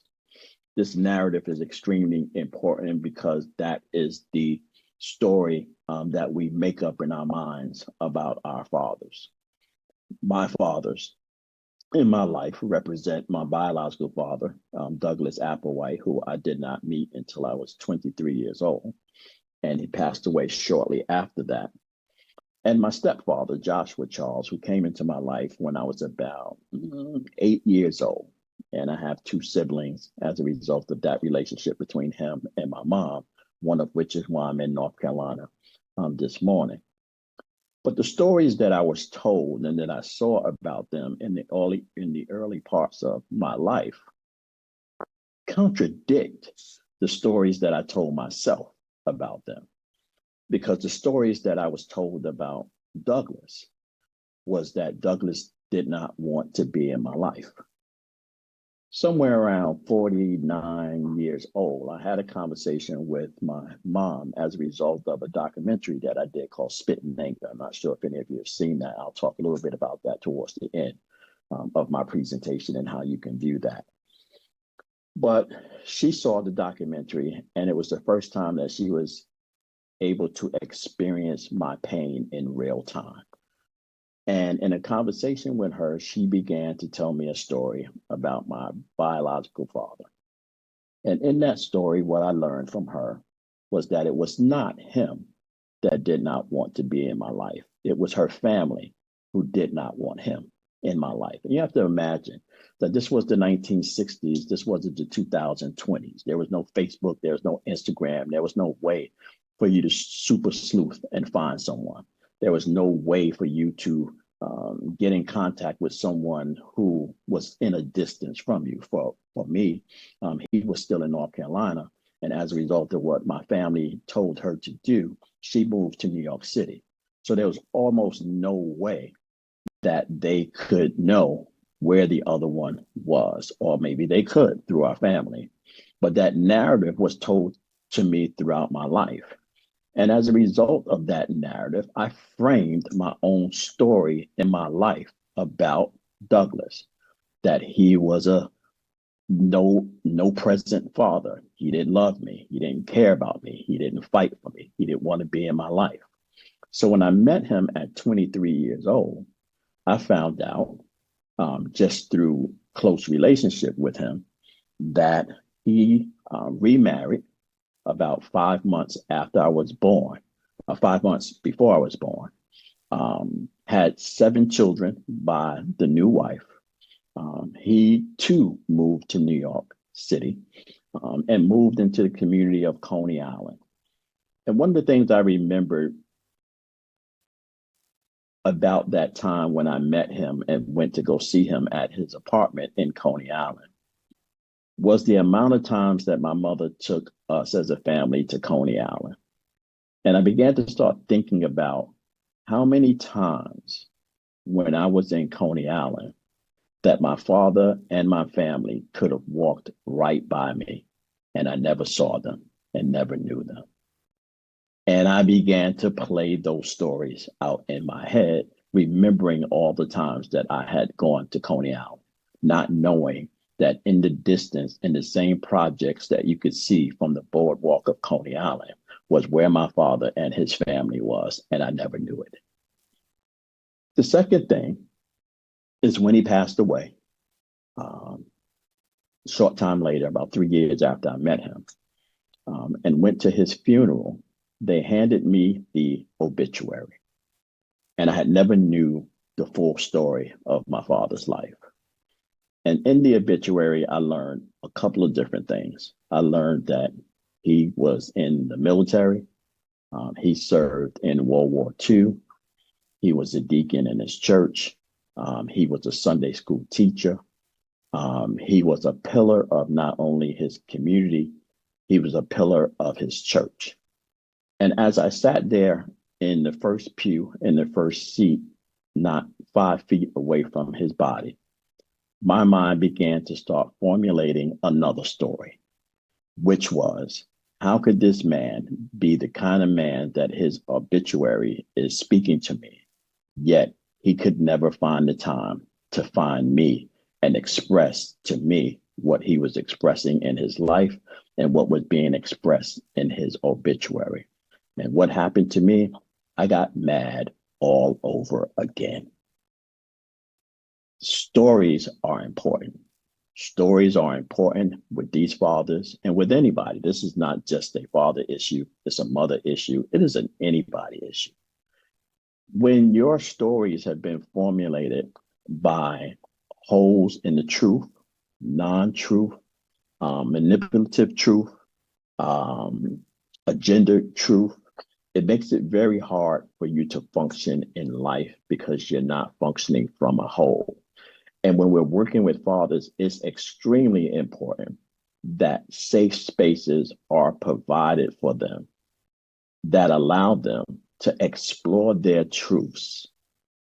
So if they show up to a fatherhood class and they tell you that they're frustrated and they tell you that they don't know how to navigate the child support system or find a job, your first inference into them shouldn't be, you're not telling me the truth. They are telling you the truth as they know it. They're telling you the truth as they experience. I have 4 girls and a boy, and my older nephew who lives with us now. All of our girls are out of the house, only the boys are in the house. But I remember distinctly, and some of you as parents might remember this if you have boys. And when they were young, and we would be out somewhere, and even up until today, they're still the same way to a certain extent. Like they can't keep their hands off each other. They're always like hitting each other and popping each other, pushing each other, all those kinds of things. But I remember when they were younger and they would be standing somewhere and one of them would just haul off and hit the other. And I would look at them and I was like, why did you do that? And you know what their answer was? I don't know. And you're looking at them and you're like, what do you mean you don't know? And you're trying to justify in your head, though, yeah, you do know. But you know what the reality is? They don't know. They really don't. It is a part of their DNA. That's what boys do. They hit each other for no reason whatsoever. Don't try to figure it out. Just deal with it and make sure that they don't hurt each other. But it is the same thing that we do as adults. We all do it. But in this space of fatherhood, where we're going to speak specifically, there are things that they're going to tell you and you're going to hear. And you're going to try to logically figure out whether or not they're telling the truth. They may or may not be telling the truth, but they're telling their truth. And if they're telling their truth, it is your obligation to figure out how you move forward from their truth and help them understand that there are 2 other truths that they have to explore within their own truth. That's the slow walk that we have to take. And that's why empathy is so important in this space. And why empathy is so important. The number one reason I believe empathy is so important in this space is because if you can't connect with someone on a human level, how can you possibly connect with them at all? Like if you don't respect who you are dealing with, it's very difficult to get them to want to be in a space and share truth with you. And you know why? For men, it is because we believe that if we tell you something that makes us vulnerable, that at some point you're going to take that same information and use it against us. And so we become guarded. And then every time I posted something on social media this morning because I had a lot in my head, and I don't know if you guys are like me in the sense that, most of what you want to say, you don't say because you don't know how people are going to take what you say. And for me, I just had to kind of put some words to what I was feeling. And I kind of found the words and I posted them on my Facebook page this morning. And I said, if you have any level of integrity, social media has to be triggering to you. If you don't have any level of integrity, then social media is probably your playground and where you find joy. But there's some therapy awaiting for you. And so when you have something to say, the atmosphere and the environment that you're in has to be conducive for you to feel free enough to speak your mind without consequence. That's why storytelling is so important in this fatherhood space. It's important in the human service delivery. It's important in the barbershop conversations. It's important in your research questions. It's important in your evaluations. It's important in your data collection. It's important in your service delivery. It's important in your referrals because everywhere they go, they take those stories with them, right? And one of the things that I also know is that for me, stories began in other places as well, right? For me as a young boy, this man that you see on the screen now was really the only father I knew. He showed up on the TV screen in a small apartment in Chicago, and his name was John Amos. His actor's name was James Evans. And he was the only stabilized imagery of what I felt like a man should be. But he said this in an interview one day, and he said, I always wanted James Evans to be the kind of father that would fight for his family no matter the odds. It's about showing up, being there, and making sure your children know you have their back, even when times are tough. Imagine what the state of our community would be today if we had more men expressing this to their children. And not only expressing this, but being a model for the same words. How can you expect a man to understand how to get through a struggle who's always only seen people in struggle, but have never seen them in the process of overcoming struggle? That's where we are, ladies and gentlemen. We are in this space where unless we have that level of empathy for the folks that we are serving, particularly men, and let me say this, and it may twist some people the wrong way, but in general, it's true.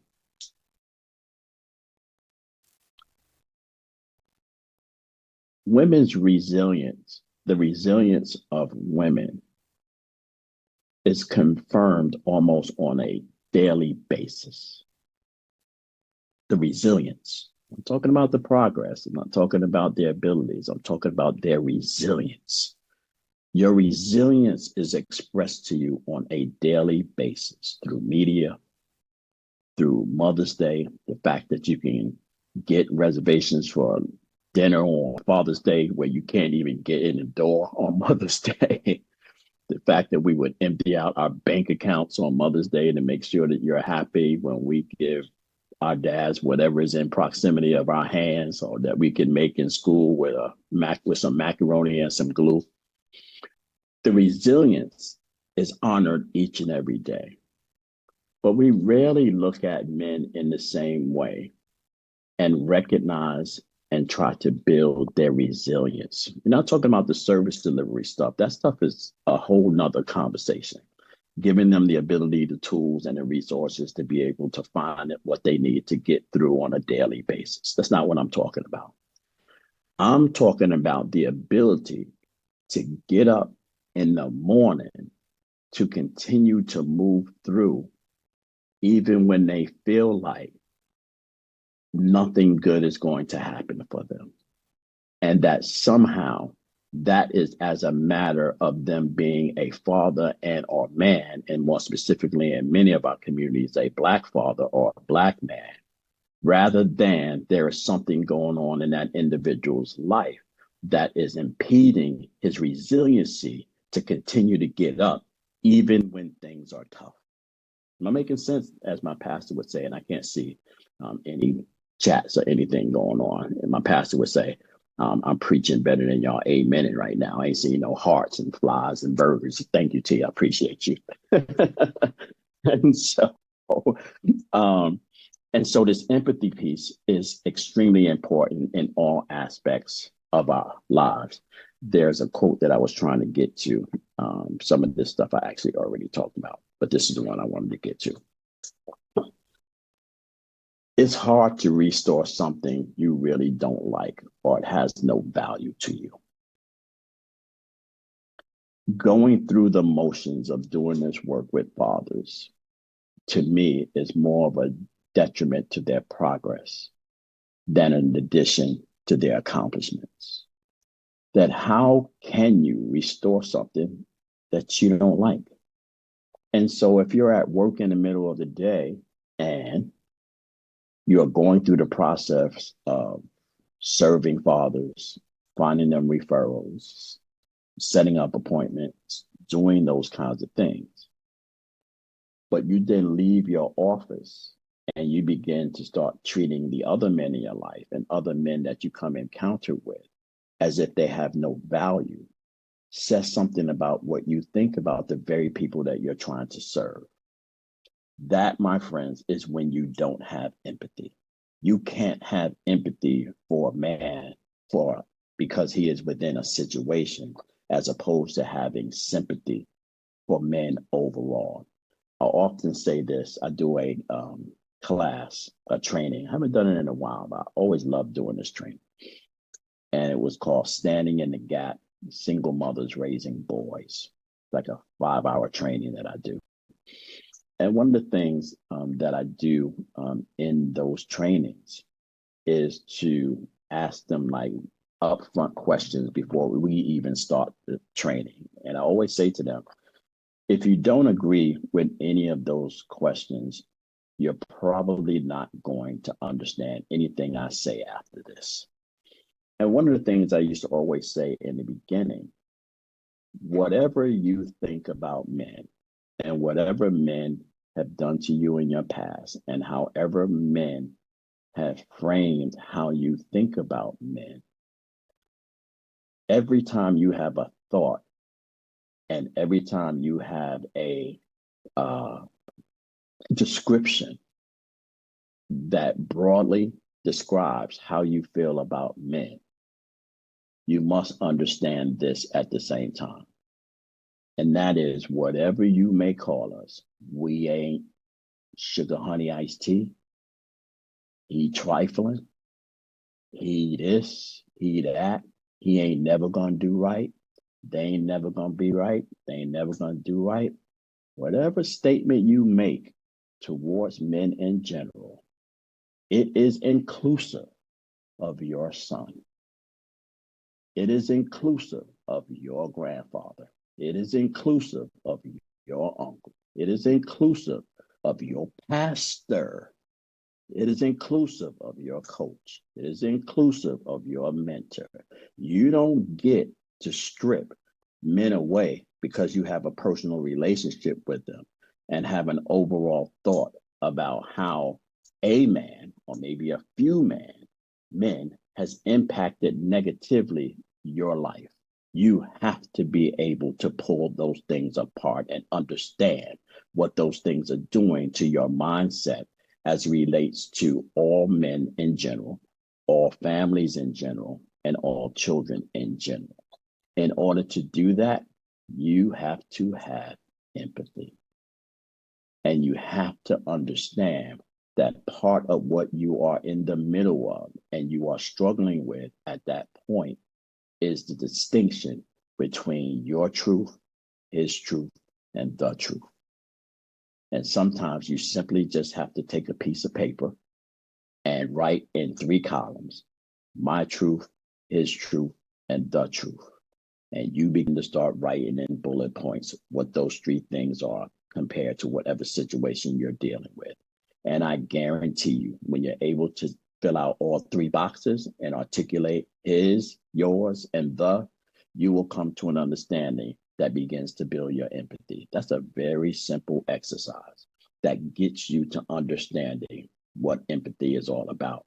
Because in order to understand another person's truth, without hearing the truth, you have to be able to empathize with that person, which is, man, think about this for the ladies, for the moms. And I know that this is not the audience, but you could pose this to anyone in your life that you know is the audience and say, be truthful, be as truthful as you can possibly be without any biases in your answer, but be truthful.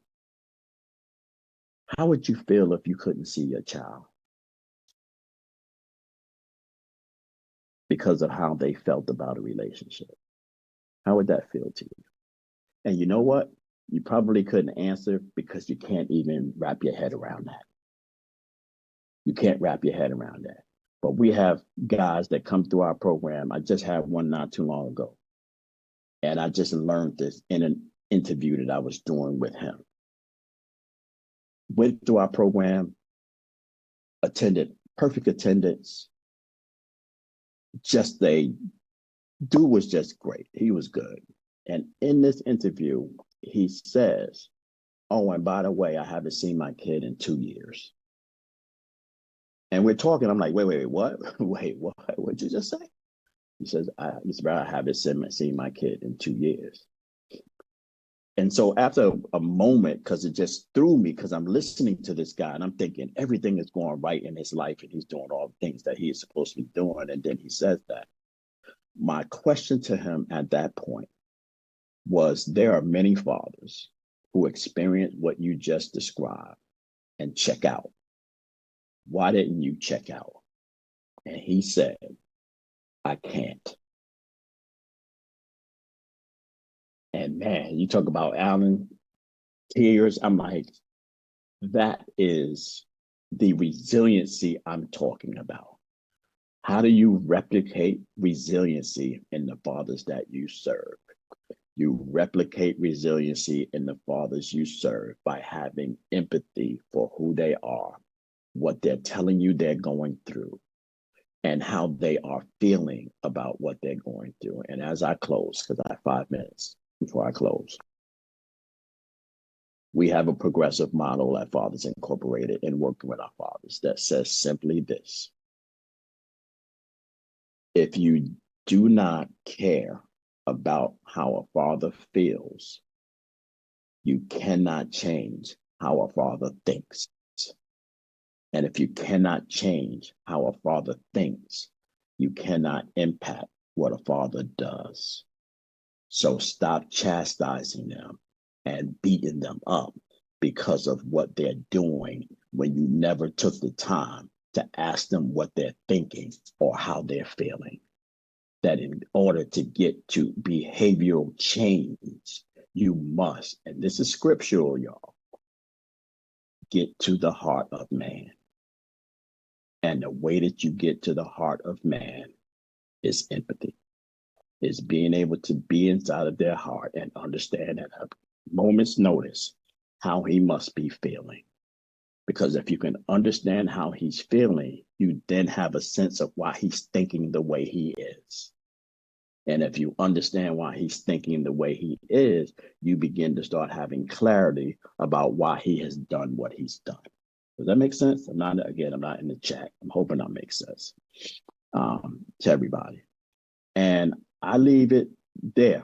I'll end here, with many of us didn't grow up in homes where our feelings were understood or even acknowledged. But as fathers, we have the power to break that cycle by showing empathy. We create a new legacy of love and understanding for our children. There is nothing more exhausting than trying to make someone pay or suffer for something they did to you when life is making them pay for it every day. Stop trying to make these men pay for a mistake that life is making them pay for every day. There is nothing good that can come from that. But when you have empathy about his suffering, her suffering, and this is not to dismiss what the suffering that she's going through, because what I also can't really understand and articulate is how it must feel when you're a mother of children and you desperately want a man to be a father in the lives of your children and he won't. I don't know what that is, but I can only imagine that that is just as crushing. But I also have to realize it, that that is her truth.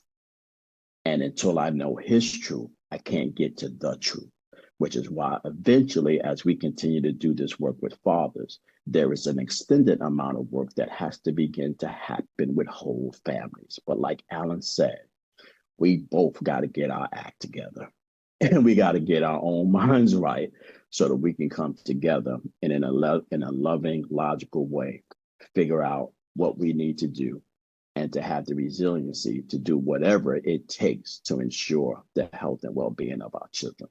Thank you so much. I hope I fed you today in what I had to say. Oh, man. Kenneth, man. Ooh. Man, I'm at a loss for words over here. Y'all, our attendees, y'all heard it. Give Kenneth some love in the chat. Wow. That whole conversation was just a mic drop and a reality check. And, hopefully all of us, presenters and attendees, see things from an entirely different lens because of what you just shared with us, man. I just love what you said in regards to it's hard to restore something you really don't like that has no value to you. And, I always say to folks, practitioners, say this work is not for the faint of heart.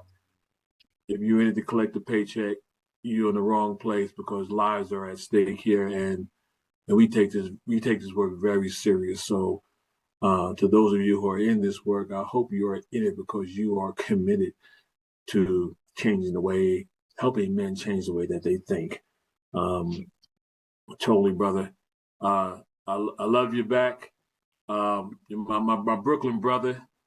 We both from Brooklyn, so I ain't even get into that storytelling. That's a whole nother story. Oh, so yeah, we don't got time for that. I do want to say this one thing, Dwayne. Someone asked about Spit and Anger. If you go to YouTube and you just search Spit and Anger, SPITIN, anger, ANGE. And as a matter of fact, I'll hang on for a few minutes and I'll go find the link and I'll drop it in the chat for you. Make it Awesome. even easier. But if you type in Spit and Anger, then it's free. It's for last year, which was the 10th year anniversary. I finally put it on YouTube and there's awesome. No cost to watch it. You can watch it. Thank you. Thank you so much, brother. Thank you again. And always, however I can support what you're doing as well, you have me. And, folks, follow Kenneth online, social media, look him up, Fathers Incorporated. This is a good brother right here. They don't make brothers like this. He's a genuine one. So thank you, man. Thank you again.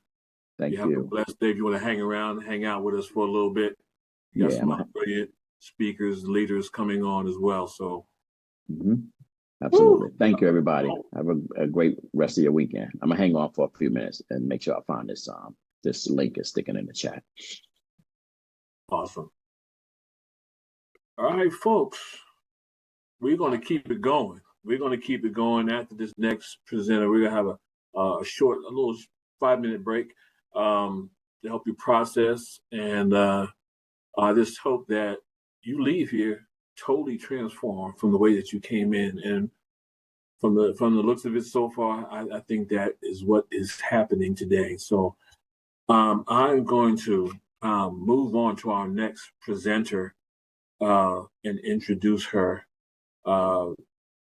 Senior Judge Regina Walter. Judge Walter, I met Judge Walter back in 2017 when myself and one of my other mentors, the late Judge Arthur Burnett Sr., were promoting our book, Pieces Never Missing, Required in a Child's Life. And we spoke at Judge Walter's conference on educating children of color in Colorado Springs. And then we had some conversations afterwards, and it was just it was transformative for us. And so she's always been on my mind, periodically. But I reached out to her because I think her message is powerful in working with our young people, and she's going to share what the work that she's doing. So just a little bit about Senior Judge Regina Walter. She works tirelessly to bring community get together and to eliminate disparate outcomes for children of color and children in poverty through education. In January 2008, she initiated the first Educating Children of Color Summit. As chair, she has helped to organize 18 successful summits. To date, more than $700,000 in scholarship money has been awarded to college-bound juniors and seniors at the summit. Regina Walter has provided approximately 2,500 hours of diversity, equity, and inclusion training to various organizations, locally and nationally. Those topics included 8 excuses to ignore poverty in the courtroom, unlearning racism with the judiciary, disproportionate minority confinement, invisible privilege, disparate impact of life without parole sentences for juveniles, cultural competence, and more than political correctness.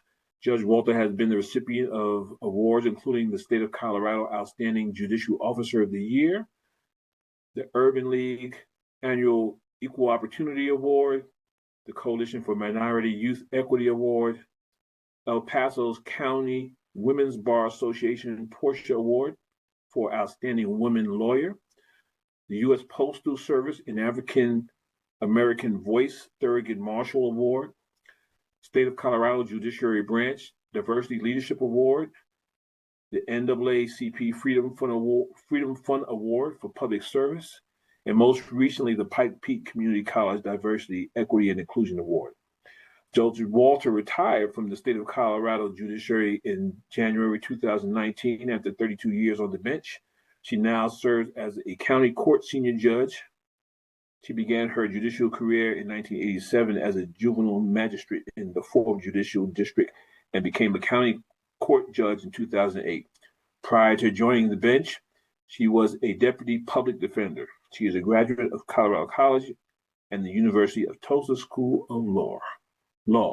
Ladies and gentlemen, welcome Judge Regina Walter. I'm sort of a fish out of water today because I'm not an expert on fatherhood or fathering, nor am I a father. I am, however, recovering from a bronchial infection, and so my voice is kind of funny. Excuse me. I am an expert on disproportionate minority confinement. And part of the reason that I am an expert on that issue is because I have contributed to it. And so I'm going to tell you how educating children of color came about. And then we're going to talk about fathering and microaggressions. So I became a juvenile magistrate in 1987. And in 1995, I went to a conference on disproportionate minority confinement. And I was completely sanctimonious. I was young and I was female in a sea of old white men, which is what most judges were. And I believed that every person who appeared in my courtroom received justice. I believe that they were treated the same regardless of race or ethnicity. And I, 3 days into the conference, realized that if you were a Black juvenile male and you were arrested on charges of possession of crack cocaine, then I assumed that you were a dealer. And because you were a dealer, you didn't get a substance abuse evaluation, you didn't get treatment, and you didn't get out of detention. White juvenile male, exact same charges. I assumed you were a user. And because you were a user, you got a substance abuse evaluation, you got treatment, and you got out of detention. And I was completely unaware that I was making those assumptions. And there was no evidence to support those assumptions. And so I came back in 1995 and started what was then the 4th Judicial District Disproportionate Minority Confinement Task Force. And it still exists within the 4th Judicial District as the Minority Overrepresentation Committee of the 4th Judicial District. And that organization that was started in 1995 continues to look at disproportionate outcomes for children of color within the juvenile justice system. But in 2007, we agreed that the one thing that all of our kids in the juvenile justice system had in common was education. And so we started the Educating Children of Color Summit. And over the years, our services have expanded. So I'm going to tell you about our programs before I divert. We put on the summit, which Dwayne and Tia have presented at least twice. We have the summit annually that serves about 1,400 8th to 12th graders, educators, parents, and college students. And our goal with the youth is to expose them to leadership opportunities, to career opportunities, to life skills, to self-empowerment. Our goal with parents is to teach them how to hold their kids accountable, but more than that, how to hold schools accountable. And our goal with the educators is to teach them how to engage and inspire and help youth succeed who don't look like them, who haven't lived like them, and to engage them instead of pushing them out of school and into the juvenile and criminal justice system. We have free SAT prep classes. We've given away $500,000 in scholarships in the last 5 years to kids who are bound for college or trade school. We have a leadership academy in every school district, all 14 school districts in Colorado Springs, with a focus on, again, on leadership, on life skills, on your constitutional rights, and how to survive an encounter with the police.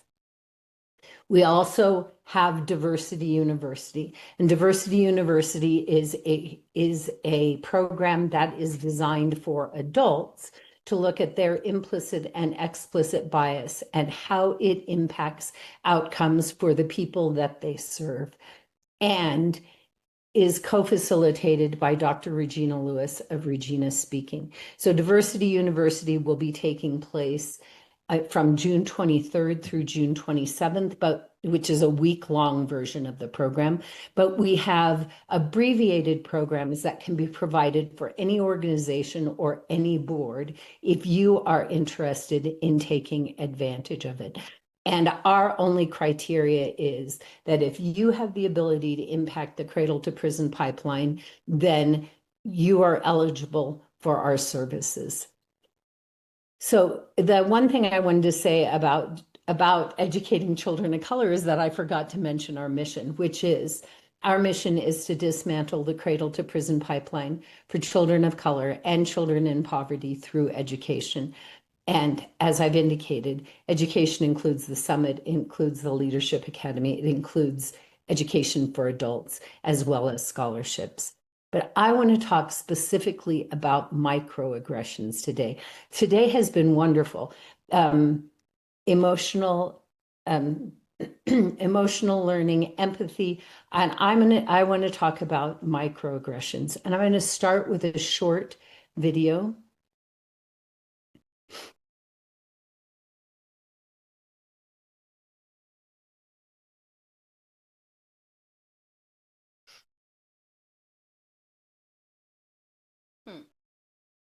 We'll see if this works the way it's supposed to.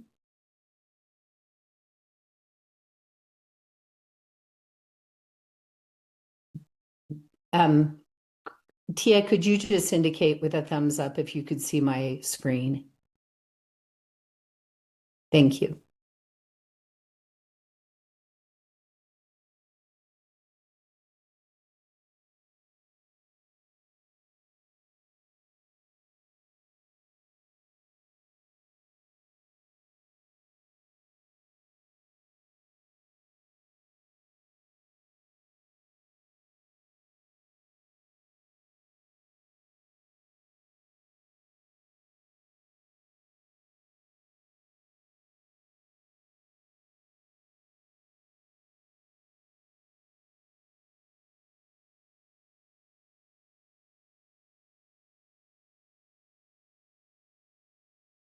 I wanted to share that with you because that was a groundbreaking video in 2013. It was a groundbreaking video because it was the first video that displayed, or one of the first videos that displayed an interracial couple.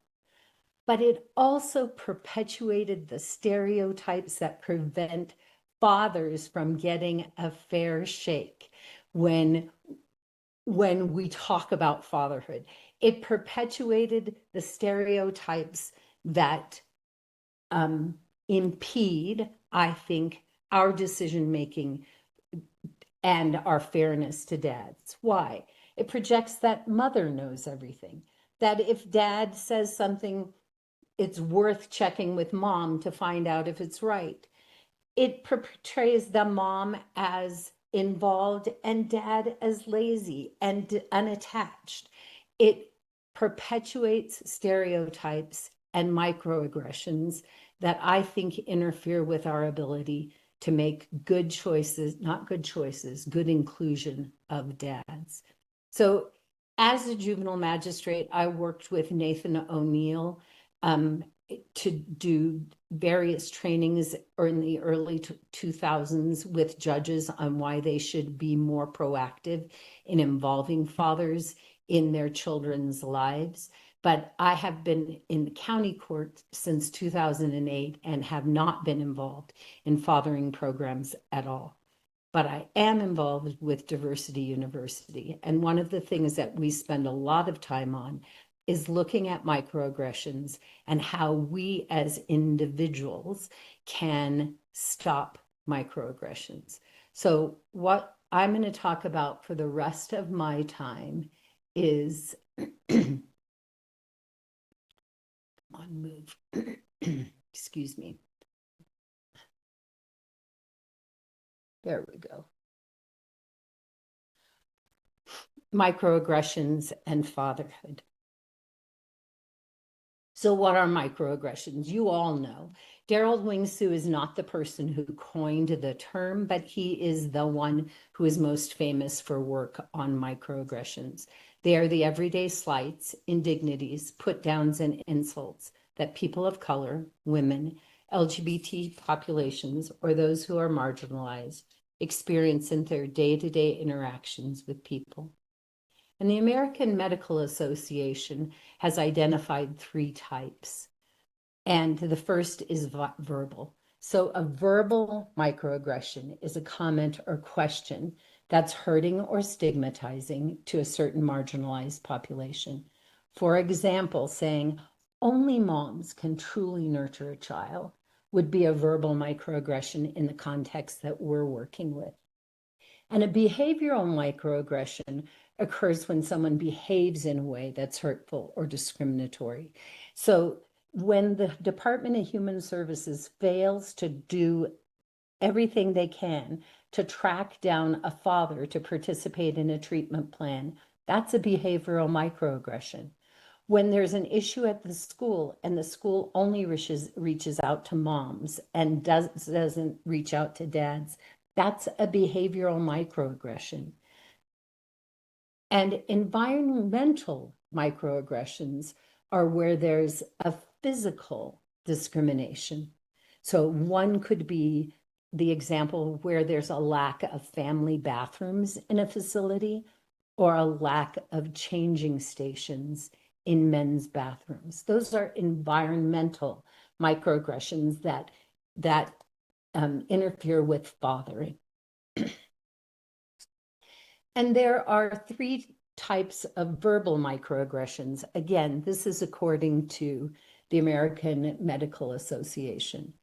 The first is a micro assault, and that's when a person intentionally behaves in a discriminatory way while not intending to be offensive. So telling a racist joke and saying, that I didn't mean you, or I was just joking, or saying, I copied this down from what Mr. Braswell said, he ain't ever going to do right. That's a verbal assault.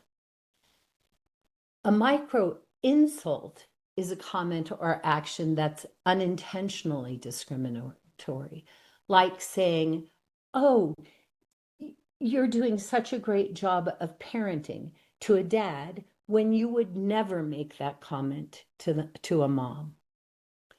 And a micro-invalidation is when a person's comment invalidates or undermines the experiences of a certain group of people.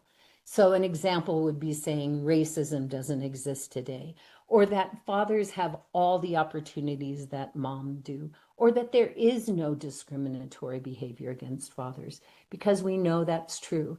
The court system continues to favor mothers over fathers, and school systems frequently do the same.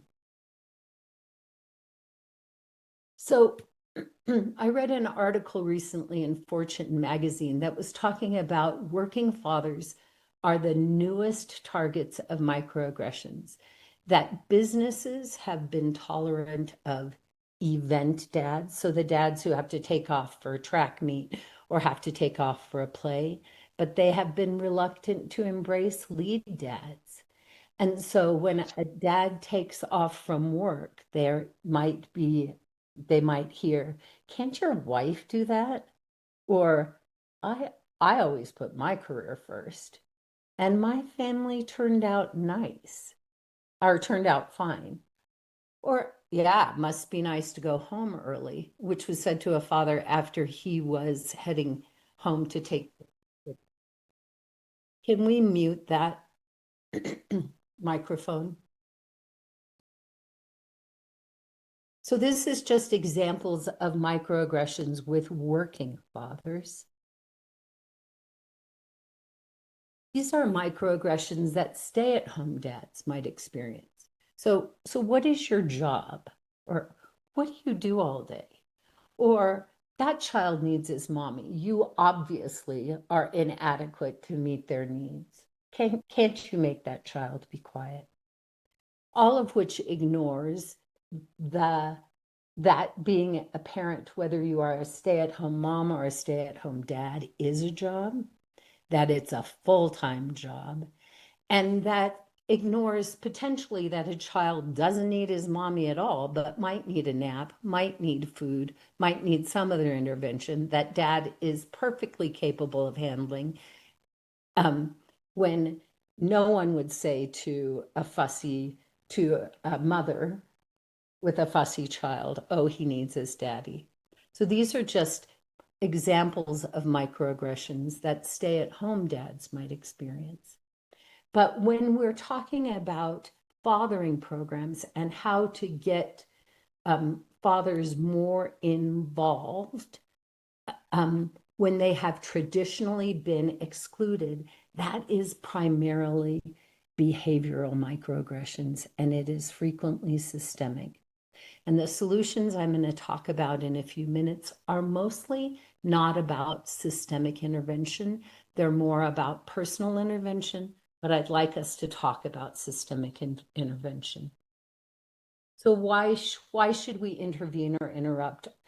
Why should we try to intervene or interrupt microaggression? According to that same Fortune magazine, 2.3 million dads are stay-at-home dads, and 18% of fathers are either divorced, widows, or otherwise single. And failure to embrace a father's role leads to isolation and limits the opportunities for children to be successful by ignoring the importance of fathers. That probably.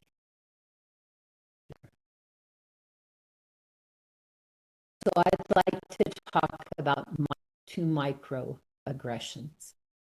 Microinterventions, and this is a phrase coined by Daryl Wing Sue, are everyday words or deeds that communicate to the microaggressions that their experience is valid, that they are valued as a person.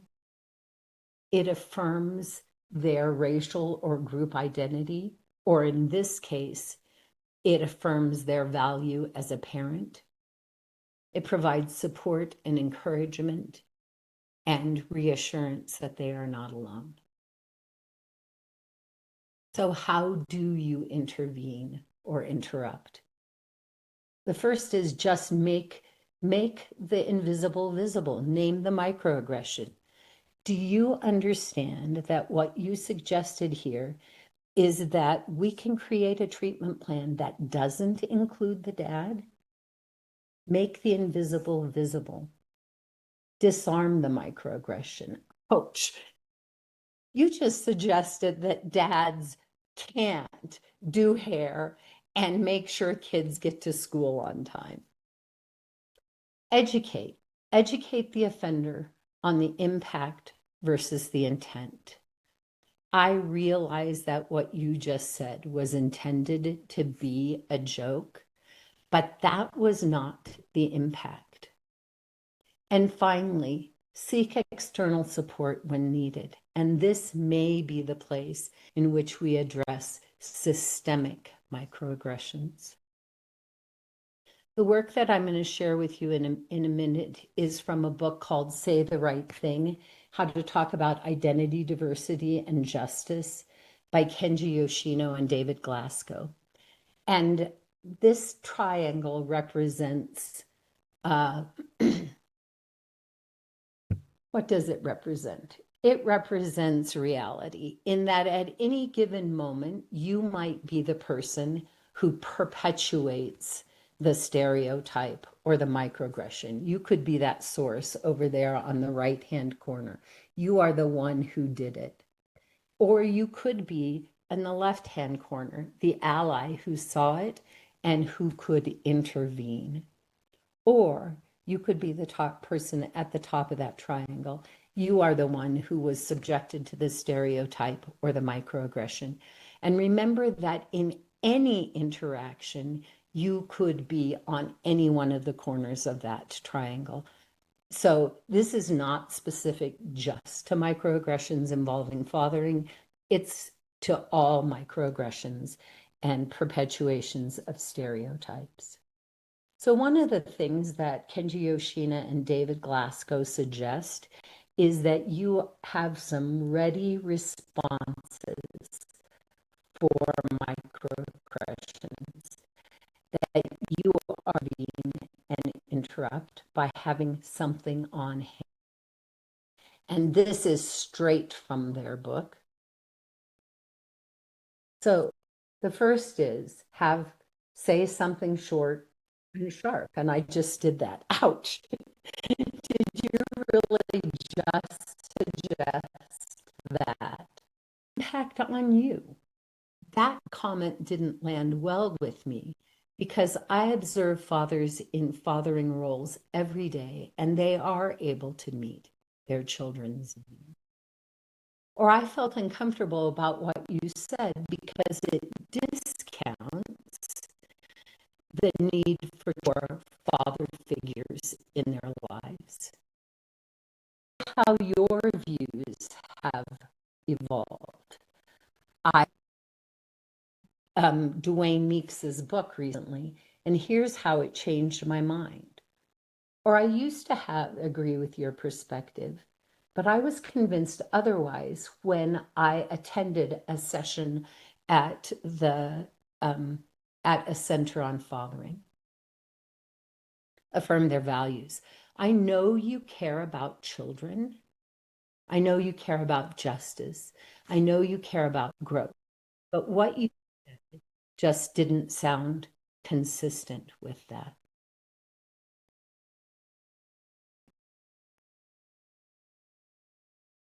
Affirm their intentions. I know you intended that as a joke, but I found it off-putting because. And connect the issue to specific people. I have a friend who is a single dad, and my experience with him is different from what you describe. And here's where we get to systemic intervention. Appeal to organizational values. As the team leader, it's my responsibility to uphold an inclusive culture.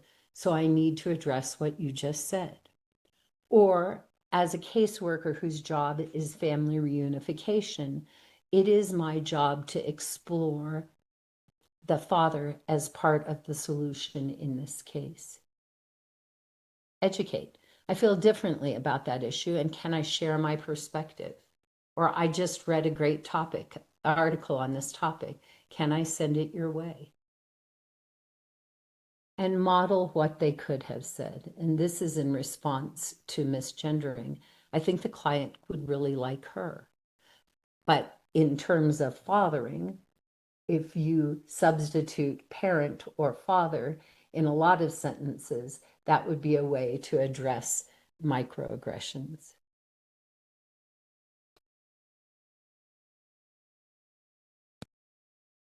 And finally, ask the perpetrator to share their views. Can you help me understand how you came to that view?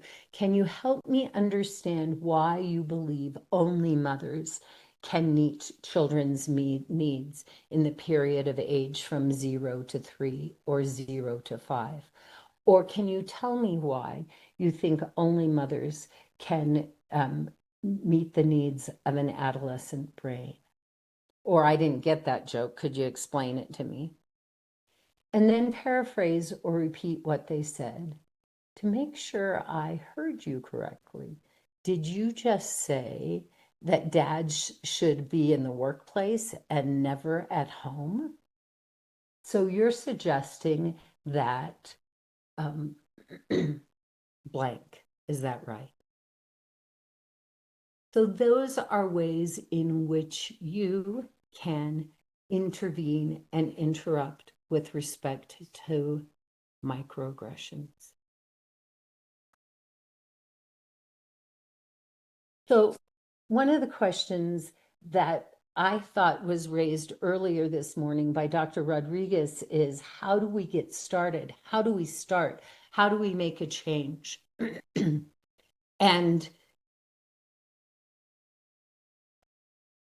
I'm going to suggest two things. One is don't forget your raindrop, and two, be intentional about building a solidarity dividend.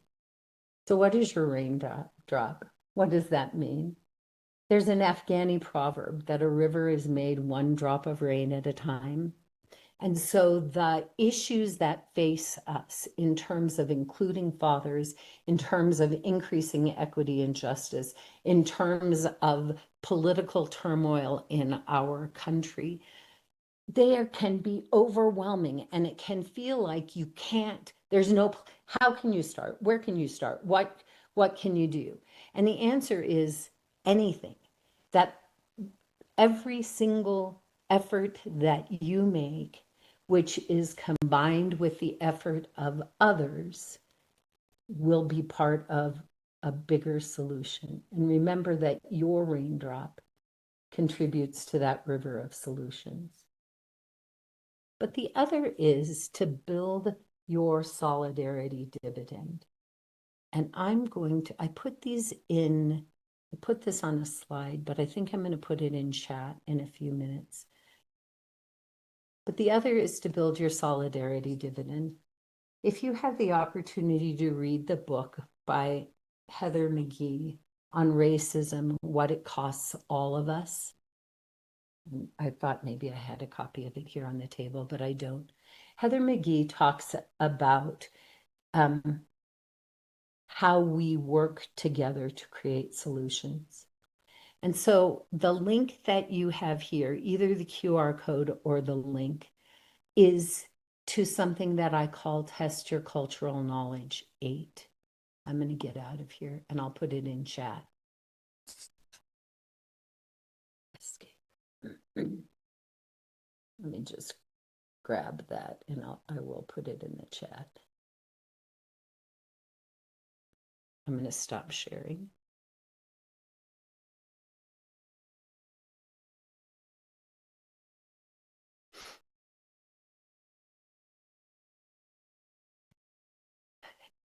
This link is to a test, and the